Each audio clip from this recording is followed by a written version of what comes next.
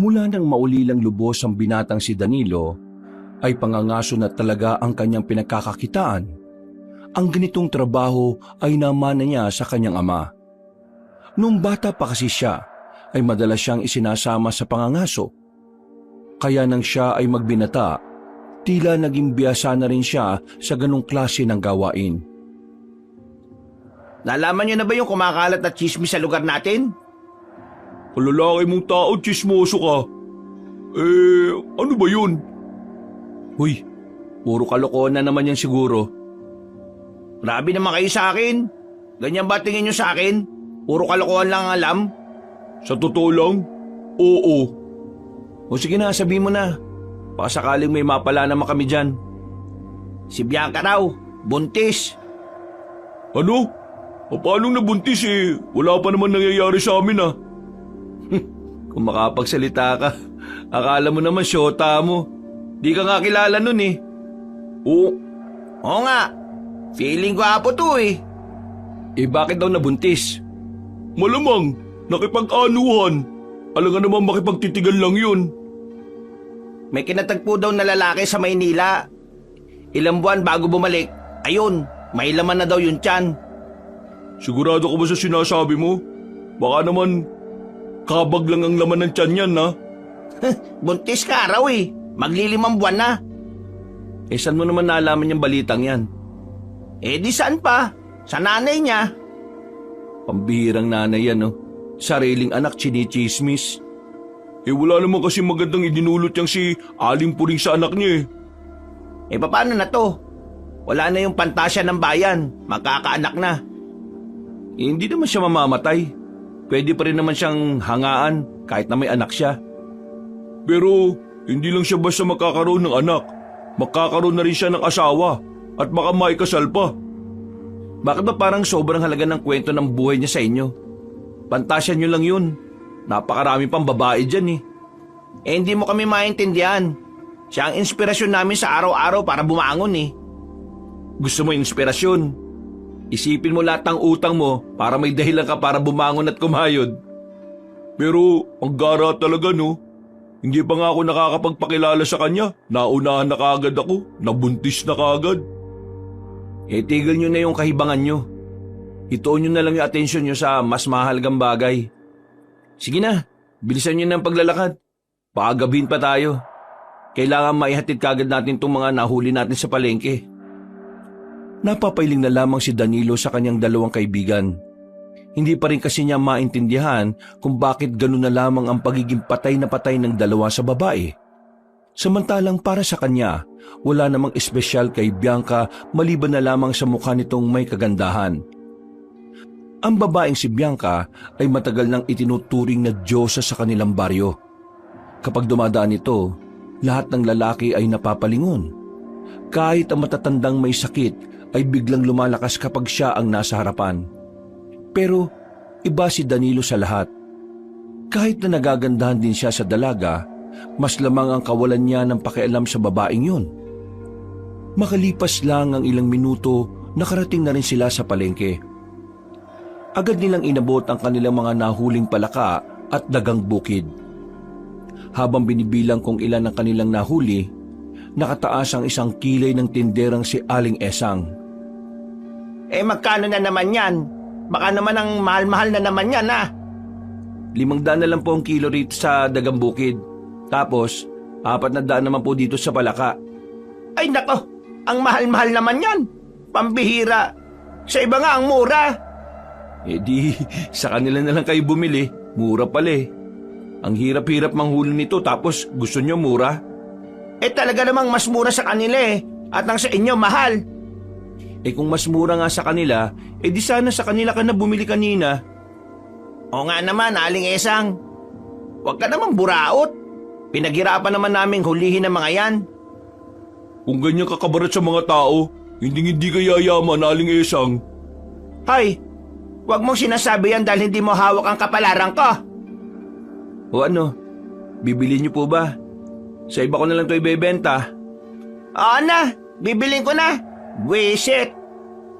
Wala kang magagawa kundi bilhin na rin kasi ibebenta mo rin naman to ng mas mahal Di ba garapal ang tawag sa ganyan? Bibilin mo ng mura tapos ibebenta mo ng napakamahal? He, manahimik na kayo. Bibilin ko na nga eh. Inabot na sa kanya ang pera. Pagkakuha, agad na naglakad ang mga binata paalis. Natatawa na lamang si Danilo. Meron na naman siyang naisahan. Ang totoo niyan, sobrang mahal naman talaga ang kanilang presyo. Wala lang talagang alam sa presyuhan ng dagang bukid at palaka si Aling Esang. Sa madaling salita, meron silang nautong tao. Kinagabihan, Sira ulo talaga doon si Danilo kanina eh. Ang galing mong manguto ah. At si Aling Esang pa talaga inuto niya. Hoy, alam nyo, minsan, kailangan mo maging siraulo para makasabay ka na rin sa mga siraulo. Kasi kapag hindi mo natutunang sumabay, kakainin ka nila ng buhay. Tama lang naman ang ginawa mo eh. Ganon din naman si Aling Esang sa mga customer niya. Sobrang garapal ng muka. Biruin mo, kilo ng gulunggong sa kanya 150. Nasa 80 lang yung sa bayan eh. Natatawa na lamang ang magkakaibigan habang sila ay napagitna sa ginagatungan nilang mga kahoy. Hawak nila ang isang bote ng alak. Nakagawian na kasi nila na kapag marami silang huli, binibilan nila ang kanilang mga sarili ng tigisang bote ng alak. Maya-maya lang din ay nakaramdam na rin ng antok ang binatang si Danilo. Umuwi na rin ang dalawa kaya natulog na lang din siya. Kinabukasan, panibagong araw, panibagong pangangaso na naman. Maaga siyang magsisimula ngayon dahil ang balita niya masama ang panahon. Usapan 5:00, anong oras na? 7:00 na. Nagpuyat na naman ba kayo? Hindi ako makatulog eh. Naiisip ko pa rin kung bakit nagpabuntis si Bianca sa taga Maynila. Uy, naman boses mo. Baka mamaya marinig ka pa ng nanay nun. O sige na, magkape na muna kayo. Pagkatapos aalis na tayo kaagad. Meron pa tayong hindi napupuntahan sa kagubatan eh. Makalipas lang din ng ilang minuto, umalis na rin ng 3. Bago sila makalabas ng kanilang baryo, nadaanan pa nila ang bahay ng babaeng si Bianca. Natanaw nila yun sa loob. May kasama itong lalaki na sa palagay nila ay yun ang nobya ng babae. Kung wala lang ibang nakakakita, parang gusto na lamang ding maglupasay ng dalawang lalaki. Pre, Norman, wala na talaga tayong pag-asa. Baka kailangan na lang din nating tanggapin na hanggang dito na lang yung pagpapantasya natin. Sino ba kasing lalaking yun eh? At bakit dun siya nagpabuntis? Pwede namang sa akin, huy! Tigilan nyo na yung kalokohan nyo ah. Napapailing na lamang si Danilo. Hinilan na niya ang dalawa para makaalis na rin sila. Mabilis ang kanilang lakad papunta sa paanan ng bundok. Nang makarating na sila roon, sa kanila inihanda ang kanilang mga gagamiting panghuli. Napapatingin pa si Danilo sa itaas. Nakita niyang unti-unti nang nagkulay itim ang mga ulap. Kapag umulan mamaya, mauna na kayo umuwi ah. Ha? Bakit kami mauna? Bakit ka naman magpapaiwan? Kailangan ko makarami. Kailangan ko ng pera eh. Kaya kapag umulan, umuwi na kayo. Delikado sa gubat kapag maulan eh. Alam niyo naman yun, di ba? Ano naman kung makidlatan? Kesa naman ikaw lang ang makidlatan, di ba? Isa pa, kailangan din namin ng pera. Gusto mo bang masolo lahat ng mahuhuli mo? Kasi kung yun ang gusto mo, di sana Sira ulo. Kot talaga oh. Di naman yun ang iniisip ko eh. Oy Nando, kalmaan mo. Medyo hindi rin maganda yung sinabi mo eh. Pasensya na. Basta kapag umulan, alam niyo na kung anong gagawin niyo ah. Ayoko naman na mamatay kayo sa kidlat dahil lang sa sinamahan niyo ako. Pero pre, ganun din naman ang nararamdaman namin eh. Ayaw naming mamatay ka sa kidlat dahil lang iniwan ka namin. Di bahala kayo kung gusto niyo sumama. Desisyon niyo naman yan eh. Basta walang sisiyan ah. Matapos ang kanilang paghahanda, ay umalis na rin sila. Pinasok nila ang kagubatan kahit nagbabadya na ang masamang panahon. Una nilang pinuntahan ang kakahuyan. Sa parting ito kasi nila nakita ang nagkukumpulang bayawak nitong nakaraan. Pero sa pagkakataong ito ay wala na silang makita. Tanging ang mga bakas na lamang ang kanilang nadatnan. Wala na sila rito, pre. Saan naman kaya nagpunta ang mga yun? Malamang sa malamang, nakita rin nila tayo nung nakaraan. Patatalino pala mga bayawak no? Nakakaramdam na babalikan natin sila. Tingnan kaya natin dun banda. Mas maraming puno na may malalaking ugat dun eh. Baka dun sila nagsipasukan. Naglakad ang tatlo patungo sa direksyon na tinuro ni Norman. Pagdating nila roon ay wala pa rin silang nakita. Dismayado ang tatlo. Nakaramdam na sila ng gutom bandang tanghali. Kaya naisipan na lamang ng tatlo na pumunta ng ilog. Manghuhuli lang sana sila ng isda para kahit papaano ay meron silang makain. Pero nang dumating sila roon, isang hindi inaasahang senaryo ang kanilang nadatnan. Malayo pa lang, natanaw na ni Danilo ang isang babaeng nakadapa sa gilid ng ilog. Agad nila yung nilapitan. Paghawak nila sa leeg, wala na silang makapampulso doon. Gaagi pre, patay na yan ah. Ano nangyari dito mga pre? Kailangan na natin umalis dito. Paano tong babae na to pre? Baka mamaya tayo pa mapagbintangan dito. Yun na nga ang gusto kong sabihin Kapag may nakakita sa atin dito, baka tayo ang isipin pumatay sa babaeng yan. Kaya mas maganda nang umalis na kagad tayo. Bago maglakad palayo, tiningnan na muna ni Danilo ang babae. May kaputian yun. Makinis ang balat at sexy. Nakadapa nga lang ang babae kaya hindi niya gaanong makita ang mukha. Mabilis nilang nilisan ng lugar. Aminin man nila o hindi, kakaibang kaba na rin ang dumadaloy sa kanilang sistema. Yung kasi ang unang pagkakataon na may nakita silang bangkay sa kanilang paglalakbay. Kung magsumbong na lang kaya tayo sa mga pulis, para naman malaman din ng pamilya ng babaeng yun yung nangyari sa kanya. Hindi nga pwede. Paano kung tayo ang paghinalaan ng mga pulis? May punto siya, Norman. Ako man din, natatakot. Baka mamaya, kung magsabi tayo sa kapulisan, tayo naman ang pangunahing suspect nila. Ang mabuti pa, umuwi na lang muna tayo. Pero, saan na pala tayo dadaan?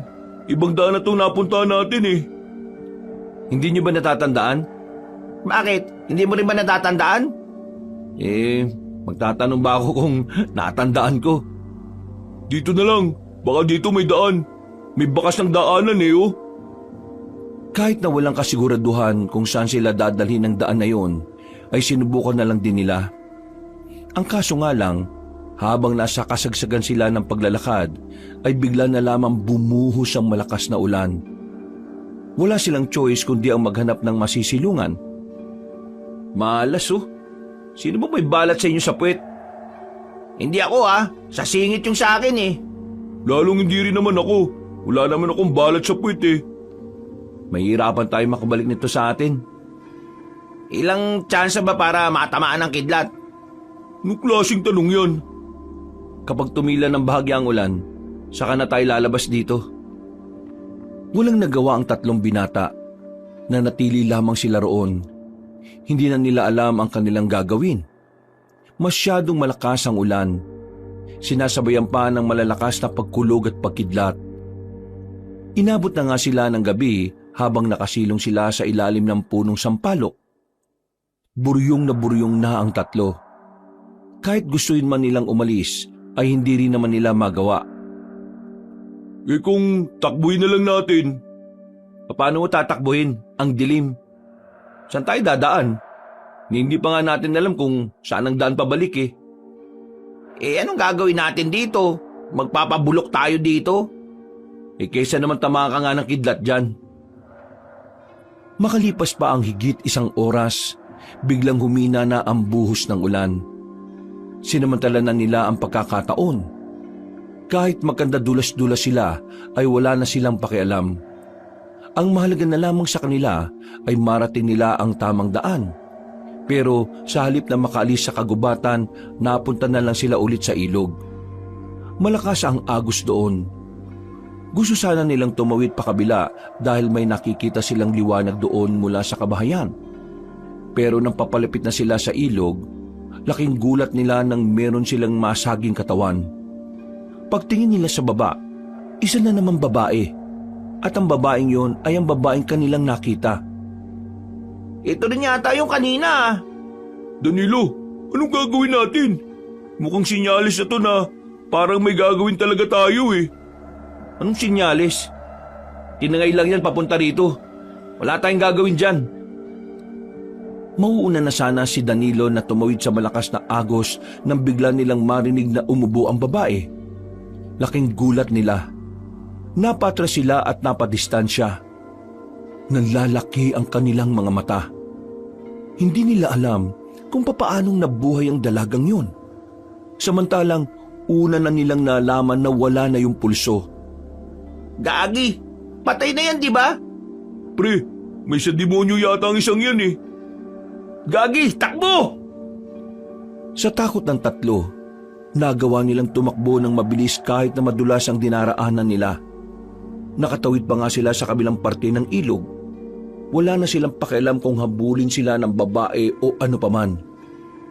Nang makalayo na sila, ay saka pa lamang sila tumigil. Ano sa tingin niyo ang babaeng yon? Putik, biglang nabuhay eh. Mga pre, baka naman demonyo yun.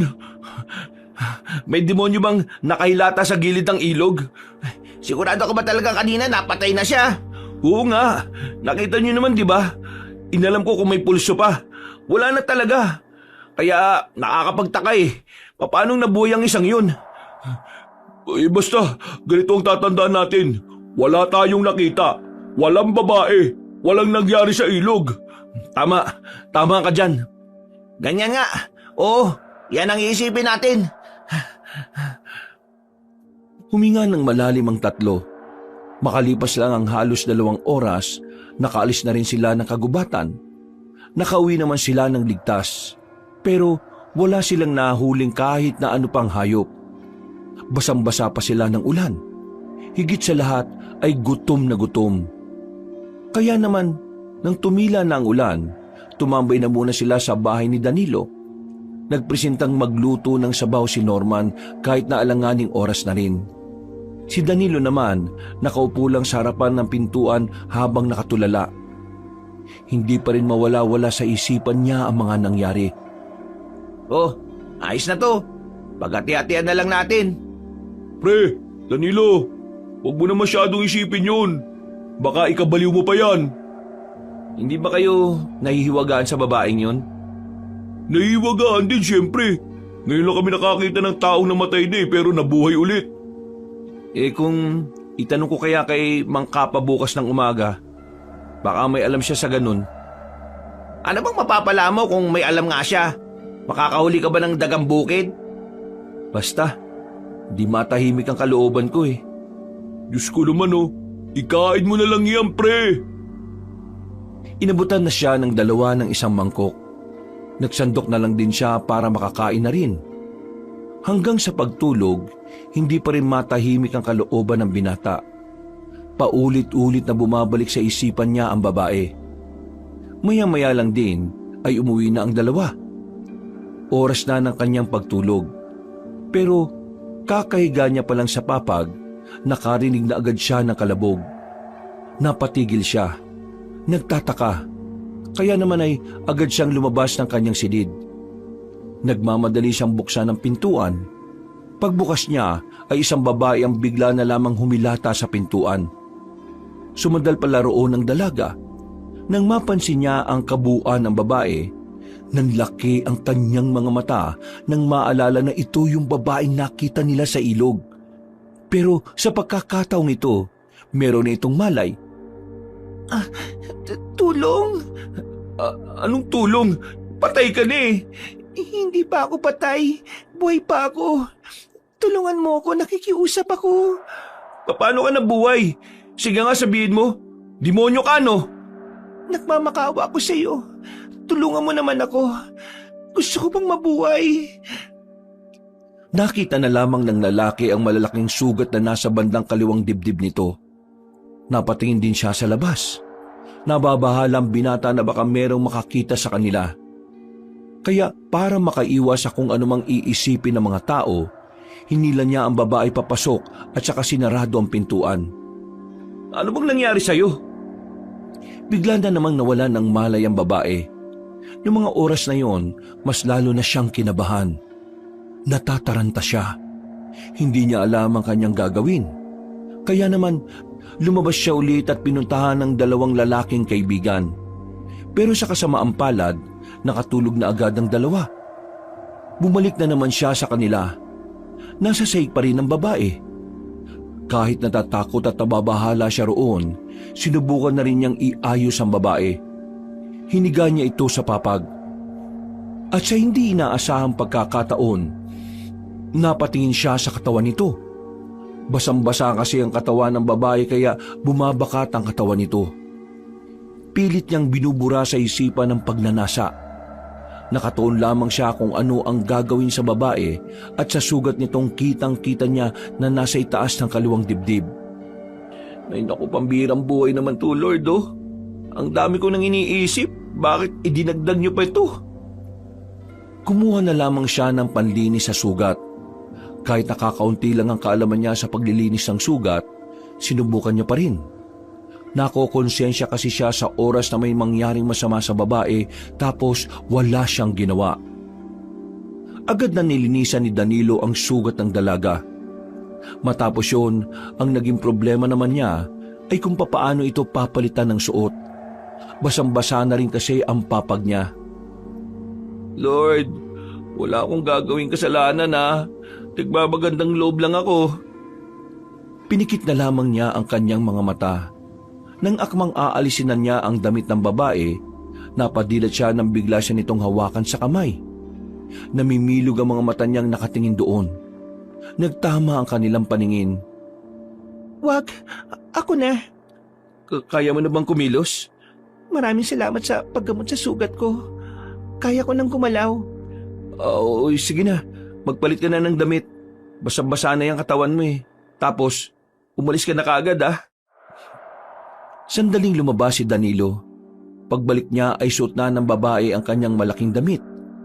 Pero nanatili lang yon sa ibabaw ng kanyang papag. Nakatingin na parabang hindi alam ang gagawin. Oh, alis na. Baka mamaya ay mapahamak pa ako dahil sa'yo eh.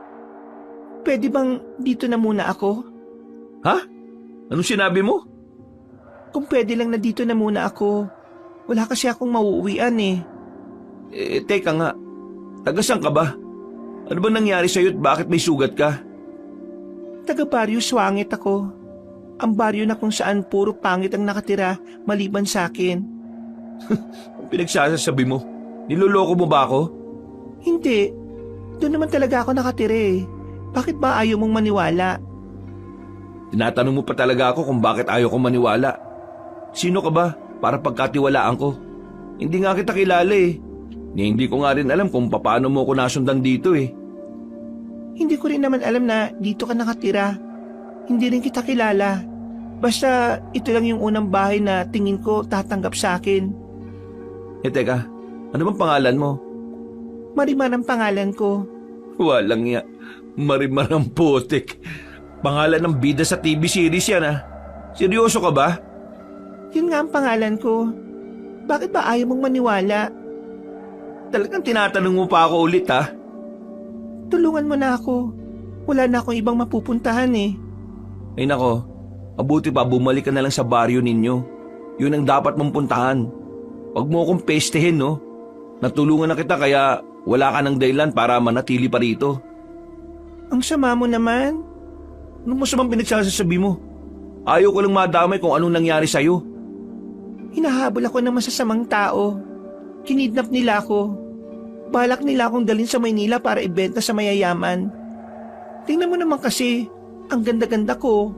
Kaya hindi na nakakapagtaka na may magtangka sa akin ng ganon. Hindi ko alam kung bakit sa dami ng tao, ako pa talaga, hindi naman din naman ako mayaman. Hindi ka nga mayaman. Ang yabang mo naman. Pero naniniwala ka sa akin. Hindi. Tingin ko sa'yo, para ka may ginawang masama tapos tumakas ka lang eh. Totoo naman talaga na tumakas lang ako. Pero Hindi naman dahil may ginawa kong masama, kundi dahil sa kasamaan na ginawa sa akin. Mukha namang ayos ka na rin naman eh. Kaya pwede ka na sigurong umalis. Sige na, labas na. Matitis mo bang maglakad sa labas ang isang babaeng gaya ko sa kailaliman ng gabi? Ay nako, hindi mo ako makokonsensya no? Labas na! Hinila ni Danilo ang babae, pero bigla na lamang dumugo ang sugat nito. Dahil dito, ay nakaramdam ulit ng sakit ang dalaga. Dahilan para tablan na siya ng kanyang konsensya. Napapakamot na lamang siya sa ulo ng alalayan niya ito. Ay nako, pambira naman talaga oh. Sige na, nakikiusap ako sa iyo. Hayaan mo na muna ako dito. Alam ko naman na hindi ka masamang tao eh. Nararamdaman ko na may kabutihan ka rin sa puso mo. Hindi na nagsalita pa si Danilo. Kapag tumitingin siya sa mukha ng babae, parang natutunaw ang puso niya. Para bang wala siyang ibang magagawa kundi ang sang-ayunan na lang ang sinasabi nito. Dahil sa muling pagdugo ng sugat ng dalaga, napilitan na lamang ang binata sa gusto nito. O sige na, sige na. Papayagan na kita. Pero ngayon lang ha. Ngayon lang? Anong gusto mo? Habang buhay kang nandito hindi nga kita kilala. Kahit sana kapag kaya ko nang bumalik sa amin, nakikiusap ako sa iyo. Hindi nga pwede. Kapag nakita ka ng ibang tao dito sa amin baka isipin pa nilang Makasintahan tayo. Ano naman? Wala ka naman yatang ibang kasintahan eh. magdali-dali lang magsalita sa'yo no? Palibasa, hindi imahe mo ang masisira. Bakit? Sikat ka ba rito? Ewan ko sa'yo. Patulog ko na nga lang dyan. Magpapahinga na ako. Pwede bang doon ako sa kwarto mo? Malamig dito sa papag na to eh. O sige na, doon ka na. Dami pang sat-sat. Hindi mo ba ako aalalayan? Hindi no. Ano ba kita? Isa pa, kaya mo naman ng maglakad Sige na, ako na lang mag-isa. Ayaw na rin naman kitang maabala pa. Sus, ewan ko sa'yo. Marahang naglakad ang babae patungo sa pintuan ng kanyang silid. Nang makapasok na yun sa loob, ay agad niyang isinara ang pinto. Napabuntong hininga na lamang ang binata. Hindi siya makapaniwala sa sarili niya na nagawa niyang magpatuloy ng tao sa bahay niya kahit hindi naman niya kilala.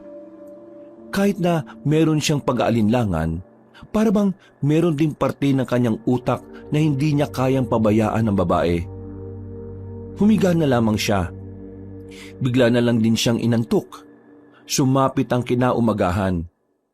Nagtataka siya kung bakit ang dami niyang naririnig na boses mula sa labas. Parang mga bulong-bulungan pero malakas. Napabangon siya.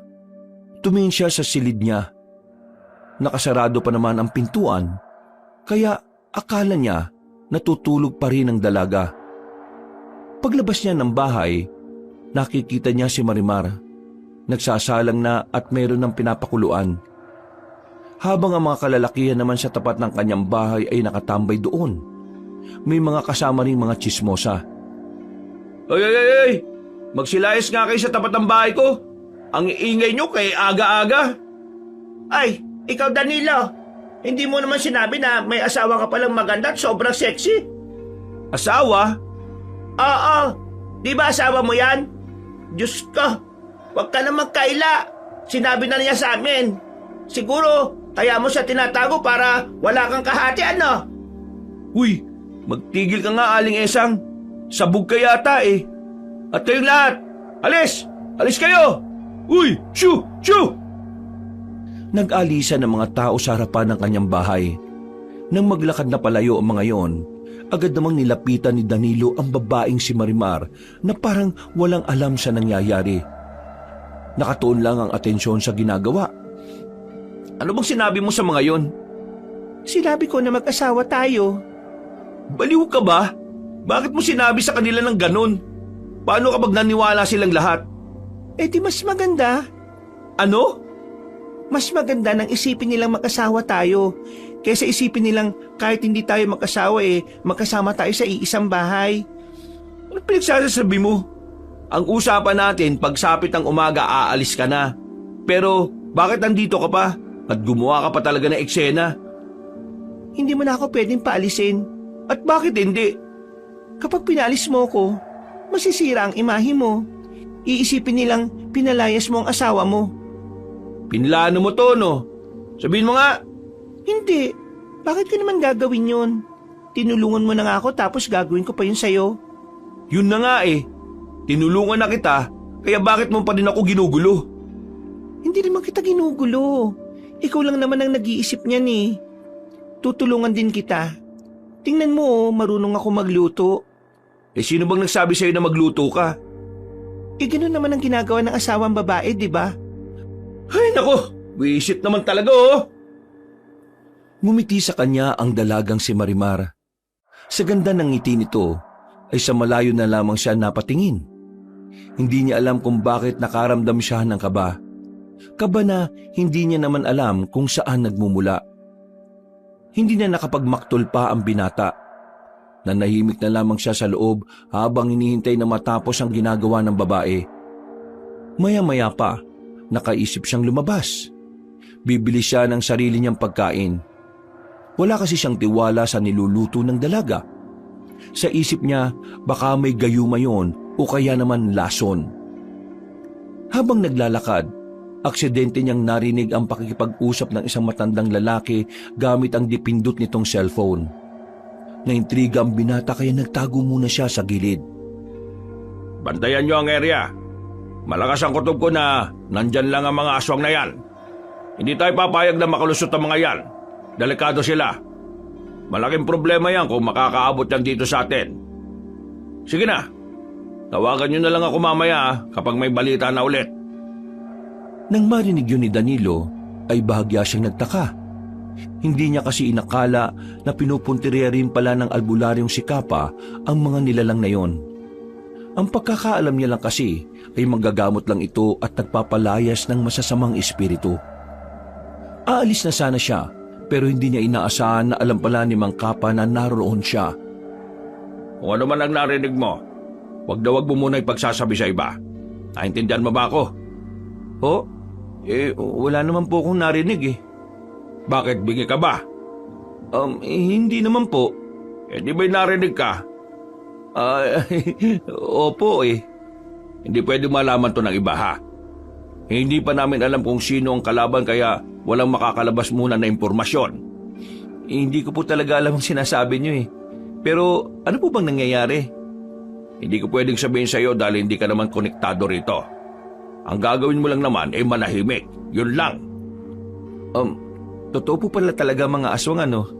Oo, totoo sila. Hindi mo ba alam yun? Hindi po eh. Ngayon ko lang din narinig. Tapos galing pa sa inyo kaya naniwala na kaagad ako. Totoo ang mga aswang. At hindi mo malalaman kung sino sila. Kaya ikaw, dahil sinabi ko na rin naman sa'yo, mag-iingat ka. Tandaan mo ha, ang mga taong may alam, mas mabilis na namamatay. Mang Kapa naman, lakas manakot eh. Hindi kita tinatakot. Binibigyan lang kita ng ideya na minsan mas maganda ng tawagin kang mangmang kaysa tawagin kang testigo. Naglakad na rin palayo ang matandang si Mang Kapa. Napakamot na lamang sa ulo si Danilo. Aminadong kinakabahan din siya sa sinabi na matanda. Hindi niya maiwasang hindi paniwalaan ang sinasabi nito. Mula pa kasi nung bata siya, idolo na niya ang matanda sa maraming bagay. Ito rin ang nag-alaga sa kanya nung nawala ng 1 buwan ang kanyang mga magulang. Aswang? Totoo ang aswang? Diyos ko, paano kung mapadpad nga sila rito? Baka mamaya maraming mapahamak dito. Ay nako, pambirang buhay to. Hindi na matahimik. Tumuloy na lamang siya sa kanyang pupuntahan. Nakabalik naman siya sa kanilang bahay na daladala ang pagkaing binili. Pero pagpasok niya, nakita niyang nakahain na ang mga pagkain sa lamesa. Maayos ang pagkakahain. Talagang pinaghandaan. Sa hindi malamang dahilan, nahiya siyang ipakita ang binili niya. Lihim niya itong inihagi sa gilid. Ikaw ang lahat ng nagluto nito? Lahat ka naman. Para namang ang dami nito. 2 putahe lang naman yan eh. Bagoong yung isa naman sinigang na hipon. Kinuha ko yung hipon na nakaimbak doon. Hindi ko naman sinabing iluto mo yun eh. Pulutan namin ng mga kaibigan ko yun. Mas masarap kung gagawin mong ulam. Kapag hindi ito masarap Tinikman ng binata ang niluto ni Marimar. Pagtikim niya, muntikan na niyang makalimutan ang kanyang pangalan. Muntikan na niyang akalain na totoong asawa niya ang dalaga. Napatingin siya sa mukha ni Marimar. Nakangiti ito sa kanya. Para siyang mababaliw habang pinagmamasdan ang ngiti ng babae. Sa buong buhay niya, ito ang unang pagkakataon na nakakita siya ng ganong kagandang mukha. Nilapag niya ang kutsara. Nagtaka naman si Marimar. Hindi ba masarap? may iniligay kang gayuma dito, no? Ha? Anong gayuma? Bakit ganito to kasarap? Kahit mukhang hindi naman. Ano ginawa mo? Malamang, nagluto. Ayoko na nito. Oh, bakit naman? Baka mamaya kung ano pang mangyari sa akin. O sige, kung ayaw mo pang kumain, ilagay mo na lang muna dyan. Ako na lang ang kakain. Tumayo si Danilo at nagtungo sa kanyang silid. Pero ang totoo, hindi lang talaga siya makapaniwala na masarap ang luto ng babaeng hindi naman niya kilala. Siguro magaling siyang chef. O kaya sikat siyang chef sa Maynila. Hindi eh. Baka mamaya tsamba niya lang yun eh. Halos 1 oras ding nagmukmok ang lalaki sa kanyang silid. Nabulabog naman siya nang biglang dumating ang kanyang 2 kaibigan. Masamang balita ang daladala ng dalawa kaya agad siyang napabangon. Ano bang problema nyo? Para kayo nakakita ng multo Pre, si Bianca. Pambihira, si Bianca na naman. Pre, wala na si Bianca. Malamang, pupunta ng Maynila yun at sasama na sa nakabuntis sa kanya. Hindi yun, pre. Ano ba kasi yun? Si Bianca wala na.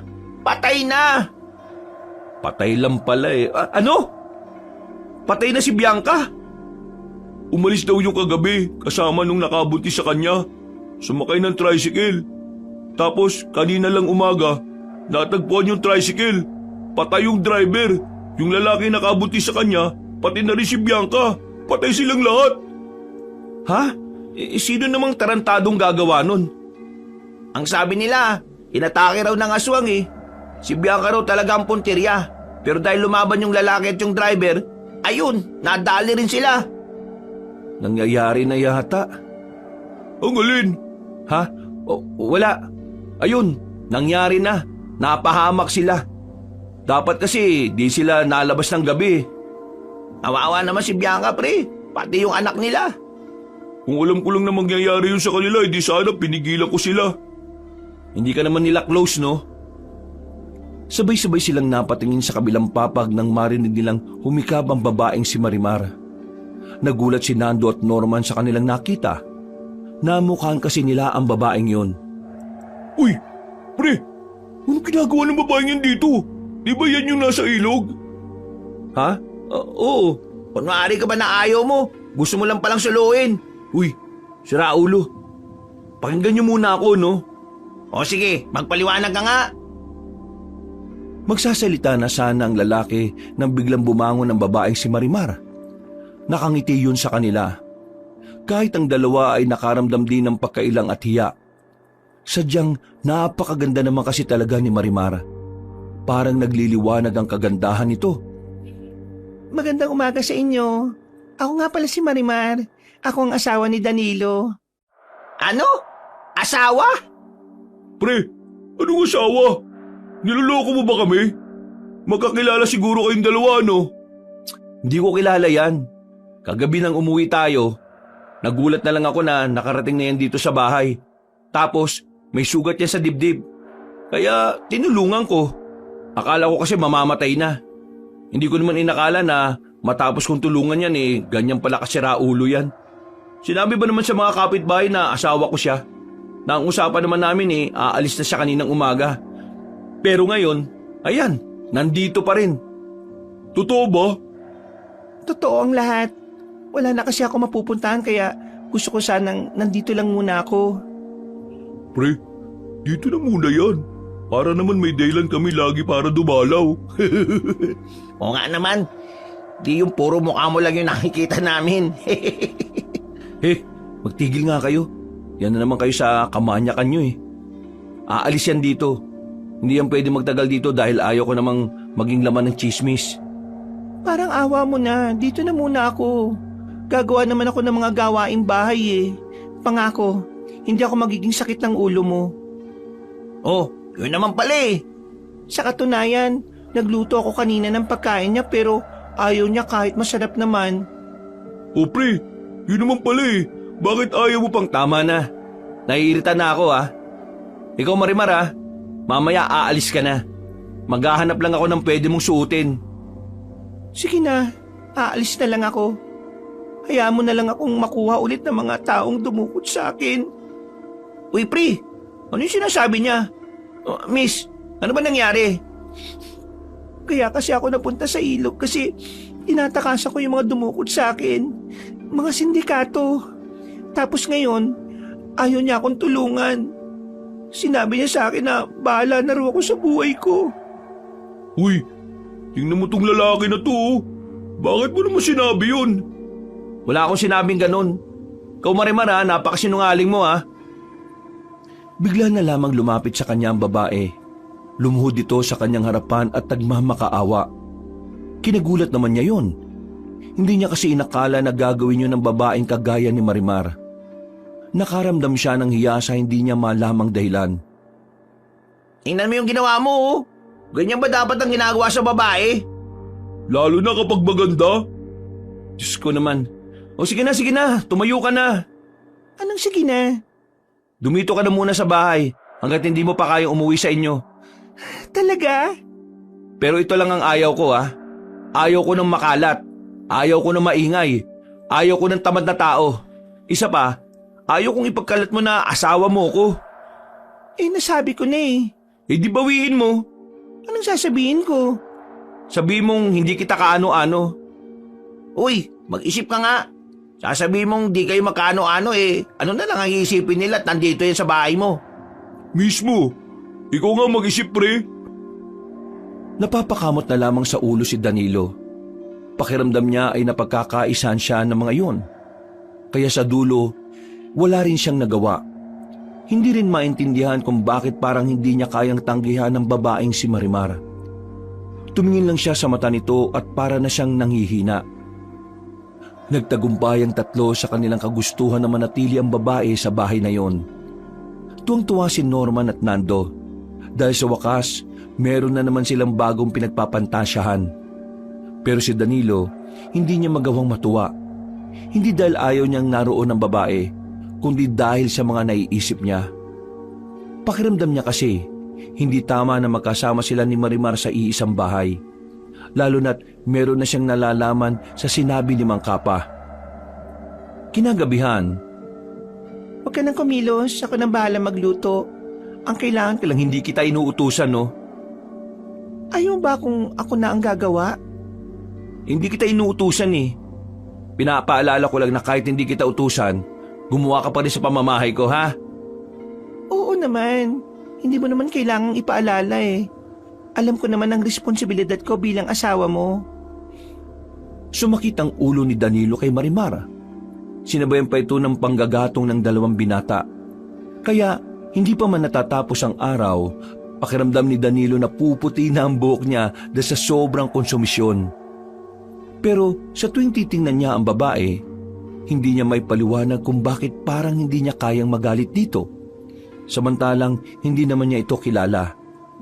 Wala man lang nga siyang ideya kung ano ang pinagmulan nito. Maliban na lamang sa kwento ng babae na agad naman nilang pinaniwalaan. Makalipas ang ilang araw, linggo at dumating na nga rin ang buwan, nanatili pa rin ang dalaga sa kanyang bahay. Maging siya ay hindi rin makapaniwala na tila magiging parte na rin ng sistema niya si Marimar. Naging mabuti naman din kasi si Marimar sa kanya. Mula nang dumating ito, naging madali ang buhay niya sa loob ng bahay. Si Marimar na rin kasi ang gumagawa ng lahat. Darating na lang siya para kumain. Marami na nga rin ang nagsasabing mabuting asawa ang babae. Kanina ka pa narito, hindi mo man lang inayos tong mga naglaglagan. Galit ang babae nang dumating ito galing sa labas. Habang si Danilo naman nakaupo lang sa harapan ng lamesa kasama ang dalawa nitong kaibigan. Oh, tingnan mo. Galit yung asawa mo. Oh.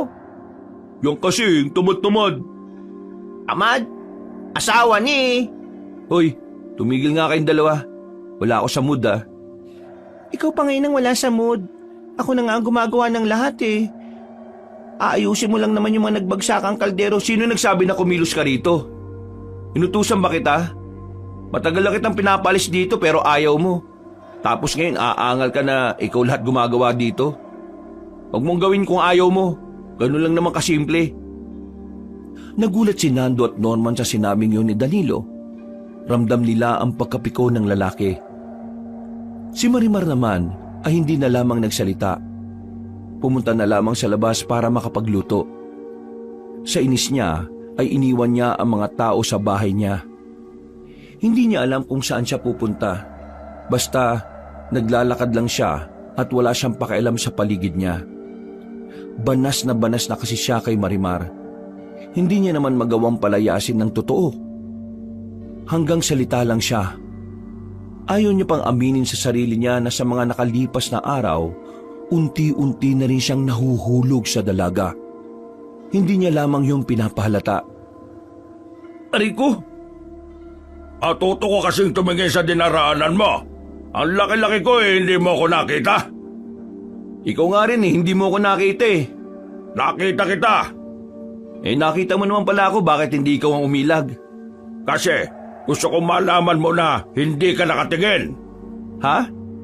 Huwag mo akong kabalahin. Meron ako hinahanap. Sige na. Labo naman ng matandang yun. Napapailing na lamang si Danilo sa inasal na matandang lalaki. Ipinagpatuloy na lamang niya ang kanyang paglalakad hanggang sa makabalik na nga siya sa bahay niya. Tapos nang magluto si Marimar pero hindi niya yun nakita sa bakuran. Pagpasok naman niya ng bahay, wala sa sala, nakasarado ang kwarto niya, kaya inisip niyang naroon yun. Pagtulak niya ng pinto, nakita niya si Marimar na nasa sulok, nanginginig sa takot, nakasaklob ng kumot. Hindi niya alam kung anong problema ng dalaga, pero base sa kanyang nakikita, para itong takot na takot. Hoy, anong nangyayari sa'yo? Huwag mo ako sasaktan. Uy, di kita sasaktan no? Lumayo ka sa akin sa bulay. Lumayo ka. Hindi ako si Sabulay. Ano ba pinagsasabi mo? Nilapitan ni Danilo ang babae. Marahan niyang inalis ang kumot na nakasaklob dito. Pagtingin niya kay Marimar, kita niyang marami na itong sugat sa kamay. Mahaba ang kuko. At ang mga mata nito ay namumula. Nagtataka ang lalaking si Danilo kung bakit nagkaganon ang babae. Pero may nahon niya itong kinausap. Marimar, ano ba nangyayari sa'yo? Sabihin mo nga sa akin. Danilo? Oo, ako nga ito, si Danilo. Walang ano-ano, bigla na lamang yumakap ang dalaga kay Danilo. Iyak ito ng iyak. Pero agad na kumala si Danilo sa kanya. Sabihin mo nga sa akin kung ano nangyayari.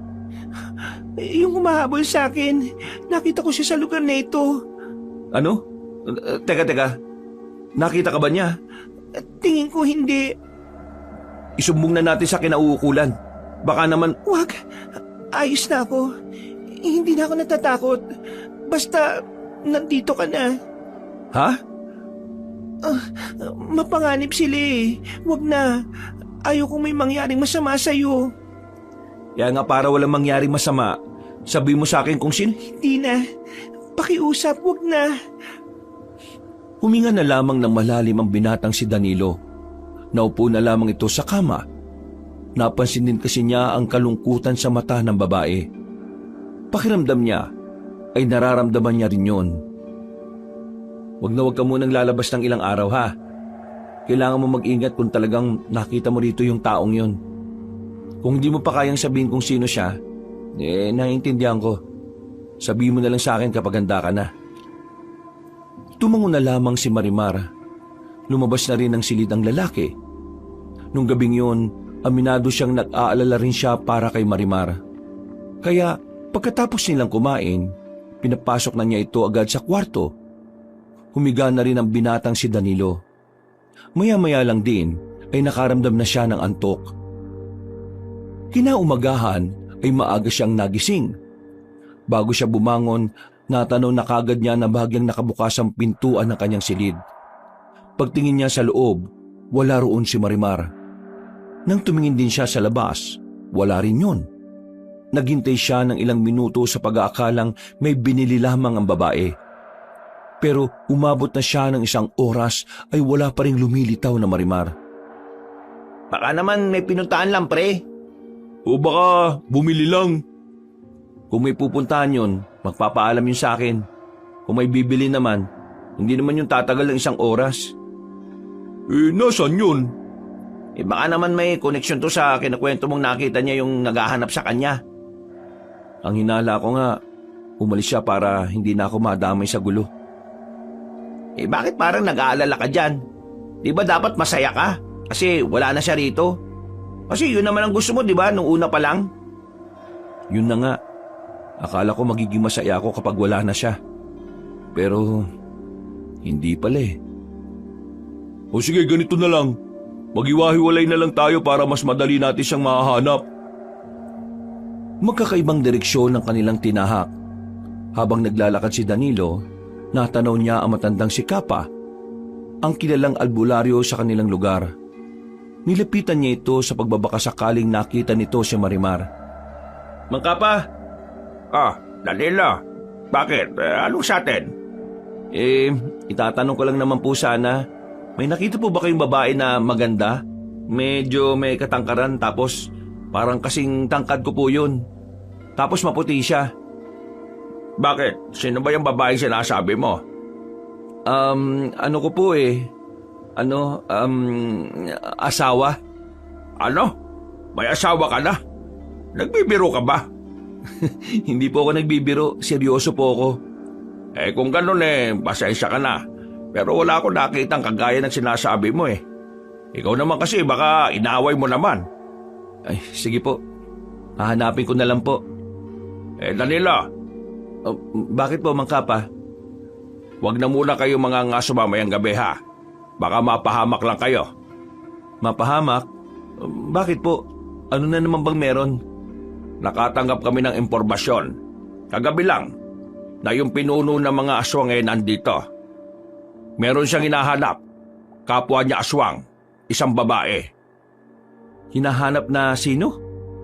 Hindi rin namin alam Basta, wag na muna kayong aalis o pupunta ng gubat para mangaso. Malakas ang kutob ko na naroon lang sila mamaya. E di, mapapalabang ka na niyan. Hindi ko alam. Siguro. Pero, kailangan mag-ingat. Hindi pangkaraniwan ang makakalaban kong aswang. Isa siyang sinauna. Kilala siya bilang si Sabulay. O paano? Alis na ako Sana mahanap mo yung asawa mo. Kung totoo mang meron. Naglakad na lamang ang matanda papalayo. Magpapatuloy pa sana si Danilo nang maalala niya ang pangalan na sinabi ni Mang Kapa. Kaparehong-kapareho kasi yun ang sinabi ni Marimar. Dahil dito, isang ideyang pumasok sa kanyang isipan. Napagtagpi-tagpi na niya ang mga pangyayari. Biglang bumilis ang kanyang tibok ng puso. Malakas ang kanyang kaba. Naiisip niya palang na tama ang kanyang hinala. Kung ganun, si Marimar ay... Pre, ano? Nahanap mo na ba siya? Wala rin sa kabila Ha? Wala nga rin dito sa daan na to saan naman kasi napunta yun? Sigurado ka bang wala kang sinabing masakit sa kanya? Wala. Maayos naman ang pag-uusap namin nung gabi. Nagulat na lang ako, bigla na lang siyang nawala. Pero sa isip-isip ni Danilo, alam na niya ang tunay na dahilan. Ang kaso, hindi niya pwedeng sabihin sa dalawang kaibigan niya kung bakit umalis ang dalaga. Dahil kapag ginawa niya yon, siguradong malalantad na rin ang tinatago ng babae. Habang tumatagal, palala ng palala ang sitwasyon at pakiramdam ni Danilo unti-unti na siyang nagkakaroon ng ugnayan sa mga aswang. Makalipas pa ang ilang araw, hindi pa rin nila makita si Marimar. Ipinalalagay na lamang ni Danilo na baka yun na talaga ang kapalaran ng babae. Ipinagdasal na lamang niya na sana nasa mabuting kalagayan lang ang dalaga. Isang gabi, nagkayayaan na naman ng tatlong magkakaibigan ng dahil sa matinding pangangailangan. Wala nang panggastos si Danilo. Si Norman at Nando naman ay pinapalayas na ng sariling pamilya dahil walang naiaambag. Medyo marami-rami na tong huli natin ngayon. Pwede na siguro tayo umuwi. Danilo, ano sa palagay mo? Aabot naman ng 1,000 yan kapag binenta. Lagpas na yata to. Tsaka meron pa nga tayong isang huli na bayawak oh. O di, sige, palag na yan. Uwi na tayo. Gutom na rin ako eh. Hindi pa man nakakalayo ang magkakaibigan nang bigla silang makarinig ng malalakas na angil na nanggagaling sa kagubatan. Agad niyang pinaupo ang dalawa niyang kaibigan. Sandali silang nakiramdam. Ano yung pre? Malakas ang inala ko. Mga aswang. Mga aswang? Di totoo pala ang chismis. Oo. Hindi lang siya basta chismis. Kasi totoong nilalang talaga sila. Anong gagawin natin? Magtatago lang ba tayo rito? Hintayin muna natin silang dumaan. Baka kasi dito yung direksyon nila eh. Aba, baliw. Bakit ba natin hihintayin kung pwede naman tayong umalis na kagad? Eh kung makita nila tayo sa daan. Oo nga. Di talaga to nag-iisip tong si Norman eh. Kung gusto mo ikaw na lang. Para ikaw yung maging sisig nila. Nanahimik na silang tatlo nang may mga marinig naman silang tinig ng mga tao. Tila nabuhay ng loob si Danilo nang mapagtanto na naroon din pala ang matandang si Kapa. Tumayo ito at agad na nagpakita. Mang Kapa! Lintik na yan. Bakit kayo nandito? Katatapos lang po namin manghuli. Ano po bang meron? Kailangan nyo na umalis dito. Narito ang babaeng aswang na hinahanap ni sa bulay. At malakas din ang kutob ko na narito rin ang mga aswang. Madadamay kayo rito kaya mas mainam na umuwi na kayo ngayon din. O pre, narinig nyo. Tara na. Hinilan ni Norman ang dalawang paalis. Pero hindi pa man sila nakakalayo. Agad nang bumitaw si Danilo.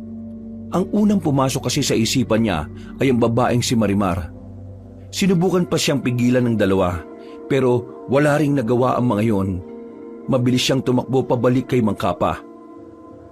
Si Raulo, bakit ka bumalik? Gusto ko pong sumama. Ano akala mo? Maglalaro lang kami ng tago-tagoan? Makikipagpataya kami sa mga aswang? Baka hindi mo lang alam. Alam ko naman po yun. Pero gusto ko lang po sumama. Gusto ko maging katulad ninyo. Ano pinagsasasabi mo? Takot na takot ka nga sa multo nung bata ka pa sa aswang pa kaya? Bata pa po ako noon. Pero iba na ngayon. Kaya pagbigyan niyo po ako sumama. Sige na po. Sige, sumama ka na. Pero walang sisiyan kapag dito ka mamatay Bigyan nyo nga ng itak to. Inihagi sa kanya ng isang lalaki ang itak na kinakalawang pa ang talim. Nasulon naman niya yun kahit na merong kabigatan ng hawakan. Wala akong kasalanan sa mga magulang mo kapag namatay ka rito, Naintindihan mo? Tumungo na lamang ang lalaki. Pero sa kaloob-looban niya ay hindi siya pinatatahimik ng kaba. Ang tanging nagiging lakas na lamang niya ay kailangan niyang makita si Marimar. Kailangan niyang malaman kung nasa ligtas ba itong kalagayan. Makalipas ang halos 5 minutong paglalakad, biglang tumigil si Mang Kapa sa paglalakad. Sumenyas ito sa iba nilang kasamahan. Iandaan yung mga sarili ninyo. Malapit na tayo sa kanila. Hintayin natin sila makalapit. Magsipo muna kayo. Mang Kapa, gaano ba sila kabangis? Mas mabangis pa sa leon. Talaga? Malalaman mo na lang mamaya. Bakit? Natatakot ka na ba? Ako? Natatakot? Hindi Mga ilang sandali lang, naramdaman na nila ang mga yabag ng paa. Nang kakaunting distansya na lamang ang layo ng mga yun sa kanila, hindi na nagsayang ng oras sa mga manunugis. Dali-dali silang lumabas. Nagulat ang mga aswang sa kanilang paglitaw kaya hindi man lang nakaiwas sa mga yon. Sa mga oras na ito, Habang nakikipagpatayan ng mga manunugis sa mga aswang, nakatayo lamang ang lalaking si Danilo. Nakatulala sa mga nangyayari. Sa likod mo! Paglingon ni Danilo sa likuran niya, ay nakita niyang isang aswang na gumagapang na palapit sa kanya. Nailaga naman niya yun. Lumapit si Mang Kapa at pinatay nito ang aswang. Humanga naman si Danilo sa matanda. Hindi kasi niya inakala na magagawa pang makita ni Mang Kapa ang aswang na yon kahit mga lampara lang naman ang kanilang dalang ilaw. Kung ganyan ka, mauna ka pang mamatay sa pinakamatandang tao sa bando natin. Pasensya na po. Sige na, bumawi ka. Ho. Muling nagpatuloy ang labanan. Kitang-kita na nakakalamang ang mga manunugis ng mga sandaling yon. Hindi nga nagtagal, tuluyan na nga nilang natalo mga aswang. At sa dami ng kanilang kinalaban, ni isa ay wala man lang napatay doon si Danilo. Puro ilag lamang ang kanyang ginawa. Wala siyang lakas ng loob para tumaga. Suyurin nyo itong buong area. Baka meron pang nakatago dyan. Tandaan, huwag makakampante ha. Hindi pa natin nakikita si Sabulay. O ano, Danilo, sasama ka pa ba? Wala ka namang ginagawa eh. Mabuti pa umuwi ka na. Ayoko mamatay ka rito ng walang kalaban-laban. Nakikita mo yung mga bangkay ng aswang na yan? Magiging ganyan ka rin kapag hindi ka nakinig sa akin. Dalhin mo yung itak na yan pabalik sa mga kasama mo. Pero... Wala nang pero-pero. Ayaw ko rin naman na makasira ka sa mga plano namin. Kanina, hindi ako makalaban ng maayos kasi naalala kita eh. Kasi alam kong wala ka rin magagawa. Pasensya na po. Sige po, uwi na lang po ako. Mabuti pa nga. Wala nang nagawa pa ang binata kundi sundin ang sinasabi ni Mang Kapa. Binilisan niya ang kanyang paglalakad. Pero hindi pa man sila nakakalayo, bigla na lamang may humila sa kanya. Tinakpan ang kanyang bibig kaya hindi siya nakasigaw. Pero nang marinig niya ang babaeng tinig, ay unti-unti siyang nanglambot. Huwag ka maingay. Nang mawala na ang mga manunugis, saka lamang siya pinakawala ni Marimar. Sa mga sandaling yon, hindi maipaliwanag ni Danilo ang kanyang nararamdaman. Pakiramdam niya ay lumuwag na ang kanyang paghinga. Nabawasan ang kabigatan ng kanyang kalooban. Marimar? Oo, ako nga ito. Halika, sumama ka sa akin. Dadaling kita sa ligtas na lugar. Hindi ligtas dito. Hinuwakan siya ng babae sa kamay at nagmamadali silang makalayo. Hindi niya alam kung saan sila pupunta. Pero panatag ang kanyang kalooban dahil kasama niya ang dalaga. Makalipas lang ang ilang minuto, nakarating na rin sila sa isang maliit na kubo. Pumasok sila sa silong nito. Doon ay meron may butas at merong hagdanan pababa. Ano to? Sumama ka na lang. Sa baba ko ipapaliwanag ang lahat. Bumaba sila sa hagdanan. Binuksan naman ni Marimar ang mga lampara na nakasabit sa pader. May halong pagkamangha si Danilo na makita na niya ang lugar doon. Parang normal na bahay lang pero nasa ilalim ng lupa. Dito ako nakatira. Huwag ka mag-alala. Walang nakakaalam nito kung hindi ako lang. Matagal ka na nakatira dito? O dito ko lang tumira mula nung umalis ka sa akin? Mula lang nang umalis ako sa iyo. Natuklasan ko itong lugar na ito. Bahay ng dating magsasaka na umalis na. Wala akong pakialam kung ano ang kasaysayan ng bahay na ito. Ang gusto kong marinig ay kung bakit ka umalis nang walang paalam. Anong problema mo? Sino mga humahabol sa'yo? At ano ka ba talaga, Marimar? Umamin ka nga sa akin. Tama bang iniisip ko na ikaw yung hinahanap ng mga aswang? Na ikaw rin ang hinahanap nila Mang Kapa? Na isa ka nga talagang... Oo, aswang ako. So tama nga ako? Oo, tama ka nga ng hinala. Isa akong aswang. Kung aswang ka, anong motibo mo sa akin? Papatay mo ba ako? Kakainin mo rin ba ako? Hindi lahat ng aswang kagaya ng mga iniisip mong gumagawa ng karahasan. Di sinasabi mong iba ka sa kanila? Oo, iba ako sa kanila dahil hindi ako gumagawa ng masama. Kalokohan naman yan. Ang sabi ni Mang Kapa, lahat ng aswang pumapatay ng tao kasi tao ang kinakain ninyo. Yun ang sinabi niya sa'yo kasi yun lang naman ang alam niya eh. Pero maniwala ka sa akin, hindi ako kagaya nila. Mula nang isinilang ako, Iba ako sa kanila. Kahit na kailan, hindi ako nakatikim ng tao. Kahit amuin man lang ang dugo ng tao, hindi ko ginawa. Teka, nagugulan pa rin ako eh. O sige, sabihin na nating hindi ka nga masamang aswang. Pero bakit kayo nahabol nung matandang si Sabulay na yon? Tungkol dyan, hayaan mo na muna ako magpaliwanag. Ayun nga ang gusto kong marinig na paliwanag. Malamang ahayaan na kita magsalita. Pero, Bigla na lamang lumapit sa kanyang dalaga at niyakap siya ng mahigpit. Sa hindi mapaliwanag na dahilan, unti-unting naglaho ang pagiging iritado ng binata.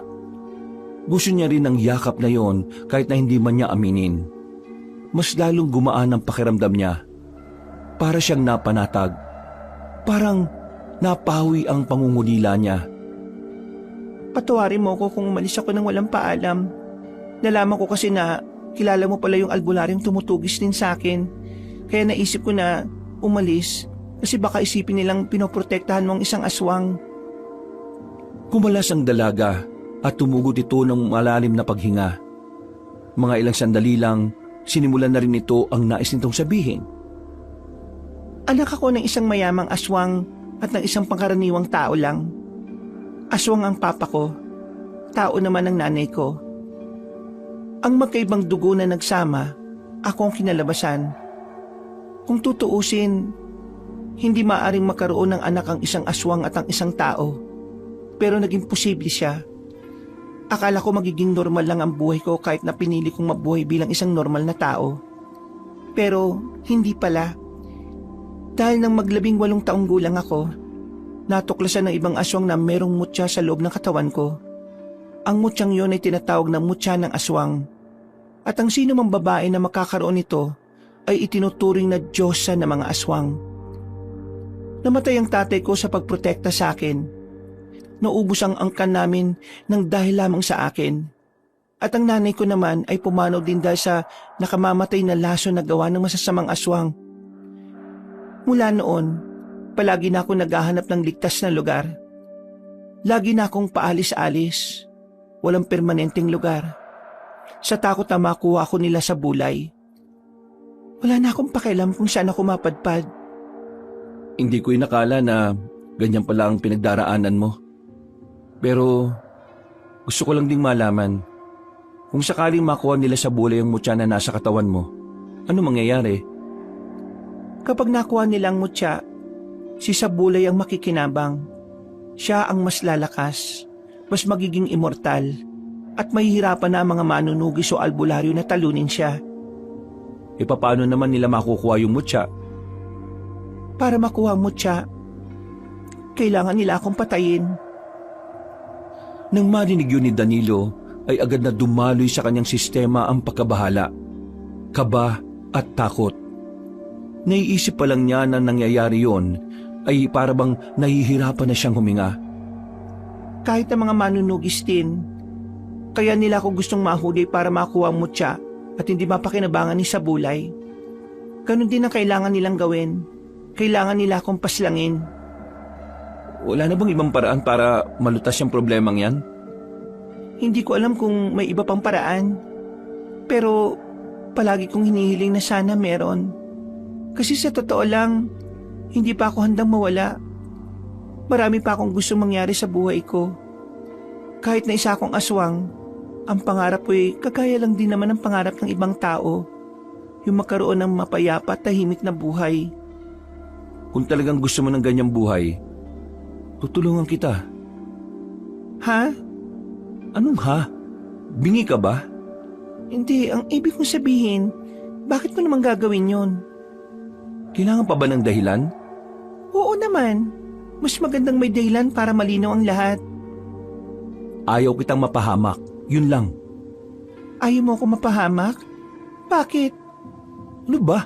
Dami mo naman tanong. Maraming salamat, Danilo. Ikaw lang ang taong nagparamdam sa akin na pwede kong mamuhay ng normal. Basta ipapangako mo na mabubuhay ka ha? Oo, pangako. Sigurado ka bang hindi ka matutuntun ng mga naghahanap sa'yo dito? Parang ang dali naman kasi makita nito eh. Hindi. Kapag nakita nila ang bahay sa taas, Hindi naman nila aakalain na may lugar dito sa ilalim. O anong gagawin natin ngayon? Kailangan ka muna magtago. Ikaw, bumalik ka muna sa inyo dahil baka mapahama ka rin. Hindi kita iiwan, no? Di ba nga tutulungan kita? Salamat pero ayaw kitang mapahamak eh. Ganun din ako sa'yo. Kaya sasamahan kita rito hanggat maging payapa na ang buhay mo. Wala nang nagawa pa ang dalaga. Masyadong mapilit si Danilo kaya hinayaan na lamang din niya ito. Sa gabing yun, tahimik nilang pinapalipas ang oras. Nakapagtimpla ng kape si Marimar para sa binata. Lihim namang sumaya si Danilo dahil doon. Para hindi mabalot ang pagkabagot ang sandali, sinimulan ni Marimar ang pagkukwento tungkol sa mga aswang. Mababangi sila. Literal na kumakain sila ng buhay na tao. Dati, naisip ko na papaano kung naging kagaya nila ako. Ano kaya ang pakiramdam ng mga ginagawa nila? Pero, hindi eh. Kahit na kailan, hindi sumagi sa isipan ko na gawin ang ginagawa nila. Bago magtagpo ang landas natin, habang nakakulong ako, sinabi sa akin ni Sabulay na walang silbi ang buhay ng mga tao. Na ang mga tao ay nabubuhay na para lang ding hayop. Dahil kung kayo mga tao ay hayop ang kinakain nyo, kami mga aswang naman daw ay kayo ang pagkain namin. Ganun ang kaisipan nila. Wala ka bang mga kaibigan? May mga kaibigan ako, mga kababata na kasama ko nang namulat. Pero namatay lang din sila. Nasubukan nila akong protektahan. Pinatay sila ng mga kapwa-aswang na tauhan ni Sabulay. Pasensya ka na ha. At napaalala ko pa. Wala namang problema. Ayos na rin naman ako eh. Huwag ka mag-alala. Hinding-hindi ka nila makukuha. Gagawa ko ng paraan. Si Mang Kapa, paano kapag nalaman nila ang ginagawa mo? Para mo na rin siyang ama, di ba? Yun ang sabi mo. Pero pinoprotektahan mo ang isang aswang. Aswang ka nga pero may dugo ka pa rin ng pagiging tao. Kaya wala namang mali sa ginagawa ko. Kung hindi niya ito magugustuhan, problema na niya yun. Napatango na lamang ang dalaga. Habang si Danilo naman, makailang ulit nang sumisilip-silip sa itaas. Doon na sila nagpalipas ng gabi. Kinaumagahan, nagulat si Danilo nang mapansin niyang wala na si Marimar sa higaan. Kabado siyang lumabas at lumakyat ng hagdanan. Nakahinga siya ng maluwag nang abutan ng dalaga sa bakuran na nagsasalang. Oh, bakit hindi mo ko ginising? Kung akala ko nawala ka na naman eh. Masarap ang tulog mo eh. Tsaka alam kong pagod na pagod ka. Ito naglalaga na ako ng kamote. Pasensya ka na, wala akong karne dito at bigas eh. Ito lang ang kinaya. Ayos lang yan. Maraming salamat ha. Ay, siya nga pala. Kailangan kong bumalik sa amin. Wala namang problema. Pero huwag ka mag-alala, babalikan kita. Kailangan ko lang makahanap ng makakatulong sa atin. Aalis na tayo rito sa Iloilo. Aalis? Saan naman tayo pupunta? Hindi ko alam. Siguro mas maganda kung sa Maynila. Pero Marimar, kailangan mo makalayo sa lugar na ito dahil nandito ang lahat ng panganib sa iyo eh. Hindi na nagsalita pa ang babae. Ngumiti na lamang ito sa binata at sa unang pagkakataon, nginitian din siya ni Danilo. Matapos sila makapag-almusal, umalis na muna si Danilo. Nangako itong babalikan ng dalaga. Kaya naman, pagbalik niya sa kanilang baryo, agad niyang hinanap ang dalawa niyang kaibigan para makahingi ng tulong. Nakwento na rin niya sa dalawa kung ano ang nangyari at kung ano nga ba si Marimar. Ano? Aswang si... Wisit ka naman oh. Lakasan mo ba para marinig ng buong baryo? Kailangan natin siyang tulungan na makaalis dito. Mamayang gabi, kapag tahimik na ang paligid, babalikan natin siya. Pero bago yun, dapat may nakahanda na tayong sasakyan papuntang pier. May mahahanap ba kayo? Meron akong kakilala. Titingnan ko ngayon kung nandun siya at kung wala naman siyang biyahe. Susubukan ko rin makausap yung kaibigan ni Airpot. Sige. Maraming salamat talaga mga pre ha. Malaking tulong to para sa kanya. Pre, matanong ko lang naman. May gusto ka na ba kay Marimar? Kaya mo to ginagawa? Tandaan mo, aswang yun ha. Wala naman akong pakialam kung aswang siya o hindi. Basta mabuti siya, ayos na sa akin yun. O sige, susuportahan namin yung pagmamahal mo. Agad na silang kumilos. Pinuntahan na nila ang mga posibleng tao na makakatulong sa kanila. Pero parehong wala silang napala sa mga kakilala ni Norman at Nando. Kaya naman nagtungo sila sa mga terminal sa kung saang-saang lugar. Kung sino-sino na rin ang kanilang mga nakakausap. Pero lahat ng yun ay tumatanggi kapag nalalaman ng ibabayad nila. Dagang bukid at mga palaka. Mga bandang 6:00 ng gabi, wala pa rin silang nahahanap. Pero hindi pa rin nawawalan ng pag-asa ang binata. Kung mano-mano na lang kayang ibiyahe, mag-commute na lang pre. Kung pwede lang di ginawa na namin yun. Pero hindi delikado.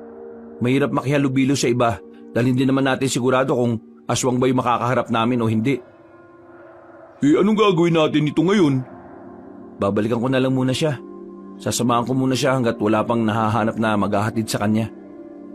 Sasama ako sa iyo, pre. Hindi na. Baka kapag nakasalubong ko yung aswang madamay pa kayo. Samahan ka na namin. Kung makakasalubong mo ang aswang at mag-isa ka lang di siguradong dedo ka na kaagad. Sige na, pre. Sama mo na kami.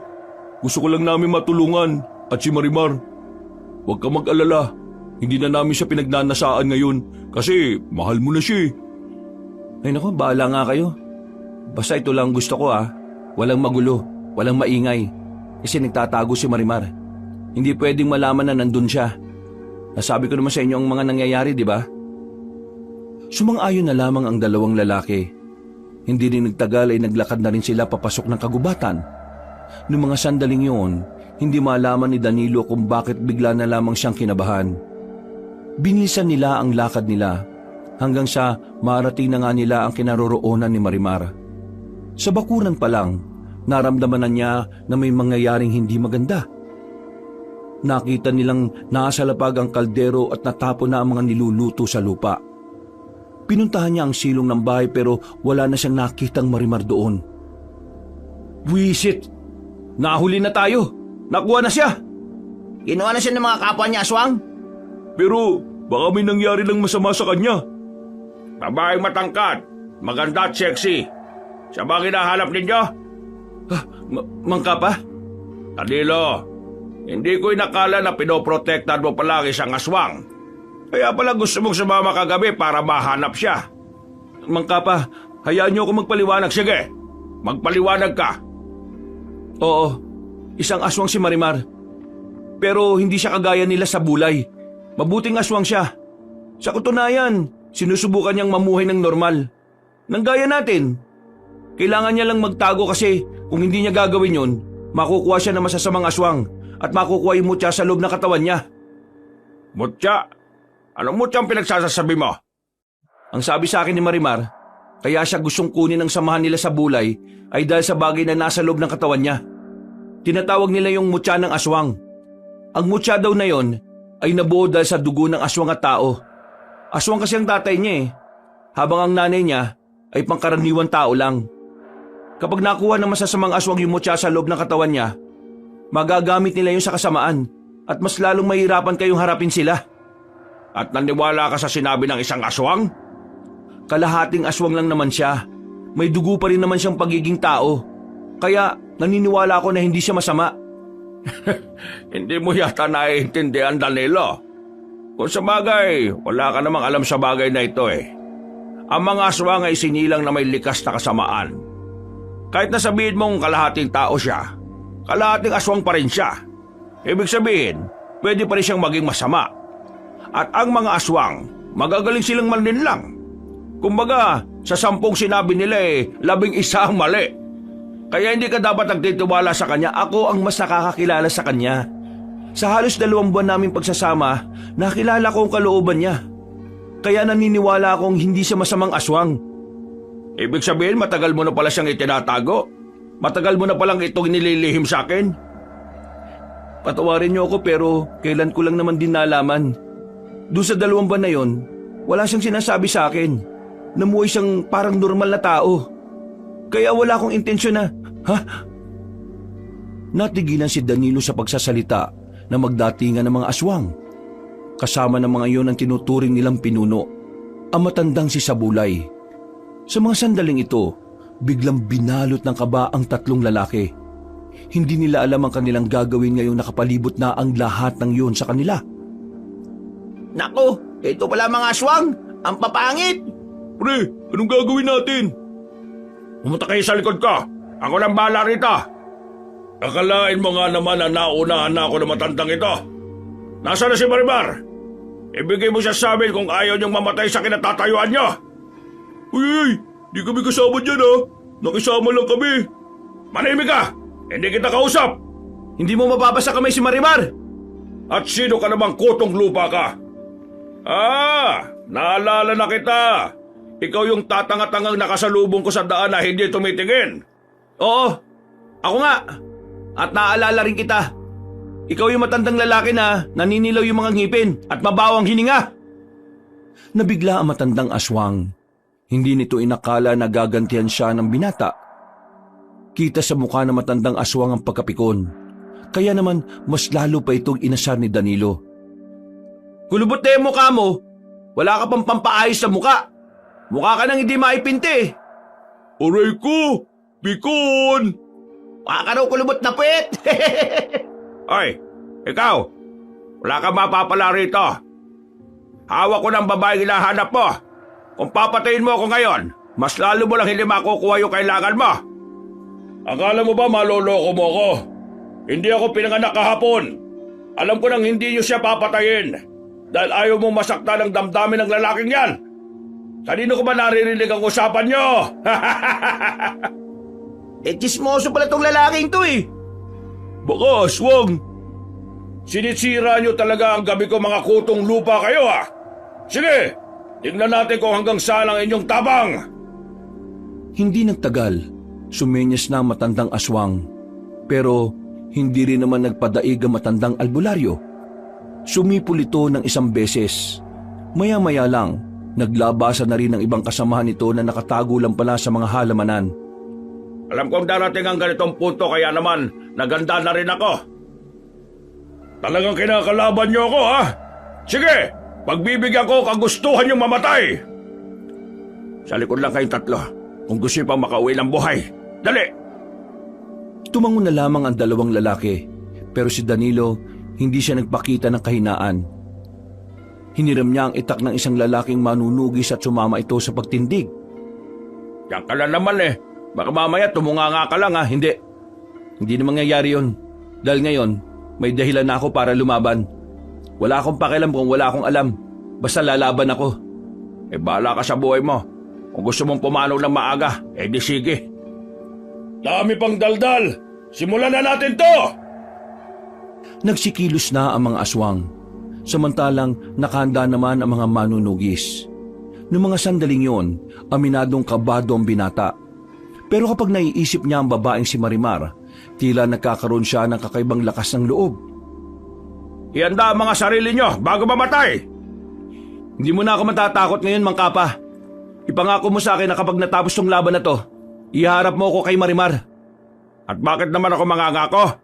Kasi patutunayan ko sa iyong hindi siya masama. Nagsimula na ang labanan. Sa mga unang minuto, nagiging pantay lamang ang tagisan. Ang dalawang matanda naman ay hindi pa nagsisimula. Parang naghihintay lang kung sino ang mauunang aatake sa kanila. Samantala, si Danilo naman ay nakipagsabayan na sa mga manunugis. Pinoprotektahan nito ang dalawang kaibigan na takot habang magkayakap. Diyos ko, bakit ganito ang nangyayari? Dapat pala hindi na tayo nagmagandang loob. Huwag kayong mag-alala, nandito lang ako. Hindi ko kayo pababayaan. Wow, kung makapagsalita, akala mo talagang hindi siya mamamatay ah. Akala mo talaga, kaya na niya yung mga pangit na yan. Manahimik nga kayo. Pabayaan ko kayo dyan eh. Nang biglang may lumapit sa kanilang isang aswang, agad yung tinaga ni Danilo. Mabuti na lang ay tinamaan niya yun sa liig. Pero hindi pa doon natatapos ang lahat. Bigla na lamang may sumulpot sa likuran ng dalawang kaibigan niya. Natatarantan niyang hinila ang mga yon at saka sinalag ang aswang. gamit ang itak. Muntikan pa siyang tamaan ng kalmutin na siya nito. Buti na lang ay nasipa niya kaagad yung palayo. Mga buwisit kayo! Ang babaho ng mga hininga nyo! Mangkapa, mag-usap na lamang kayo dyan. Galaw-galaw din! Pre, sa likuran mo! Hindi na napansin pa ni Danilo ang isa pang aswang na nakalapit sa kanya. Kaya naman nagawa na siya nitong kalmutin. Agad siyang napadistansya. Naramdaman niya agad ang kirot. Buti na lang ay tinulungan sila ng iba pang mga manunugis. Ang kulit mo kasi, ang daldal mo eh. Eh kung tumutulong kasi kayo, di ba? Buwisit talaga kayo. Oh. Mga ilang sandali lang, nakita na lamang nilang tumatakbo si Mang Kapa para habulin si Sabulay. Sumunod naman doon ang iba pang mga manunugis. Sa mga sandaling yon, marami-rami na ring napaslang na aswang ang mga kasamahan ni Mang Kapa. Kaya naman tila umaatras na rin ang ibang aswang. Habang si Danilo, idinadaingnan niya ang pagkirot ng kanyang sugat. Sobrang hapdi. Wala man lang nag-aasikaso sa kanila dahil halos lahat ay nagsunuran sa matandang albularyo. Pre, ayos ka lang ba? Oo, ayos lang ako. Ganito ang mukha ng ayos lang. Yung namimilipit sa sobrang sakit. Oo, ayos lang ako. Aray. Ipapasa na kita, pre. Susunod tayo sa kanila. Baka marunong silang gamutin yung kalmot mo. Hindi na nagsayang ng oras si Nando. Dahil malaki naman ang katawan nito, ay hindi na ito nagdalawang isip na ipasa ng lalaking si Danilo. Tumakbo sila kahit na nahihirapan sila sa mga nakaharang na halaman. Mga ilang sandali lang, naabutan nila si Mang Kapa. Nakahinto na ang mga yon at hindi na nagawa pang habulin ng mga aswang. Mang Kapa, si Danilo, may tama ho sa likod niya. Buwisit, nawala na kagad ng malay yan. Hindi sanay sa abdi yan eh. Nung nagpatuli nga kami, umiyak pa nga yan eh. O siya, sige, dalhin nyo na yan. Pupunta tayo sa kampo namin. Nang makarating na sila sa kampo, agad na inasikaso ni Mang Kapa ang binata. Nilinis nito ang sugat ni Danilo. Nangingitim na kasi ang palibot nito.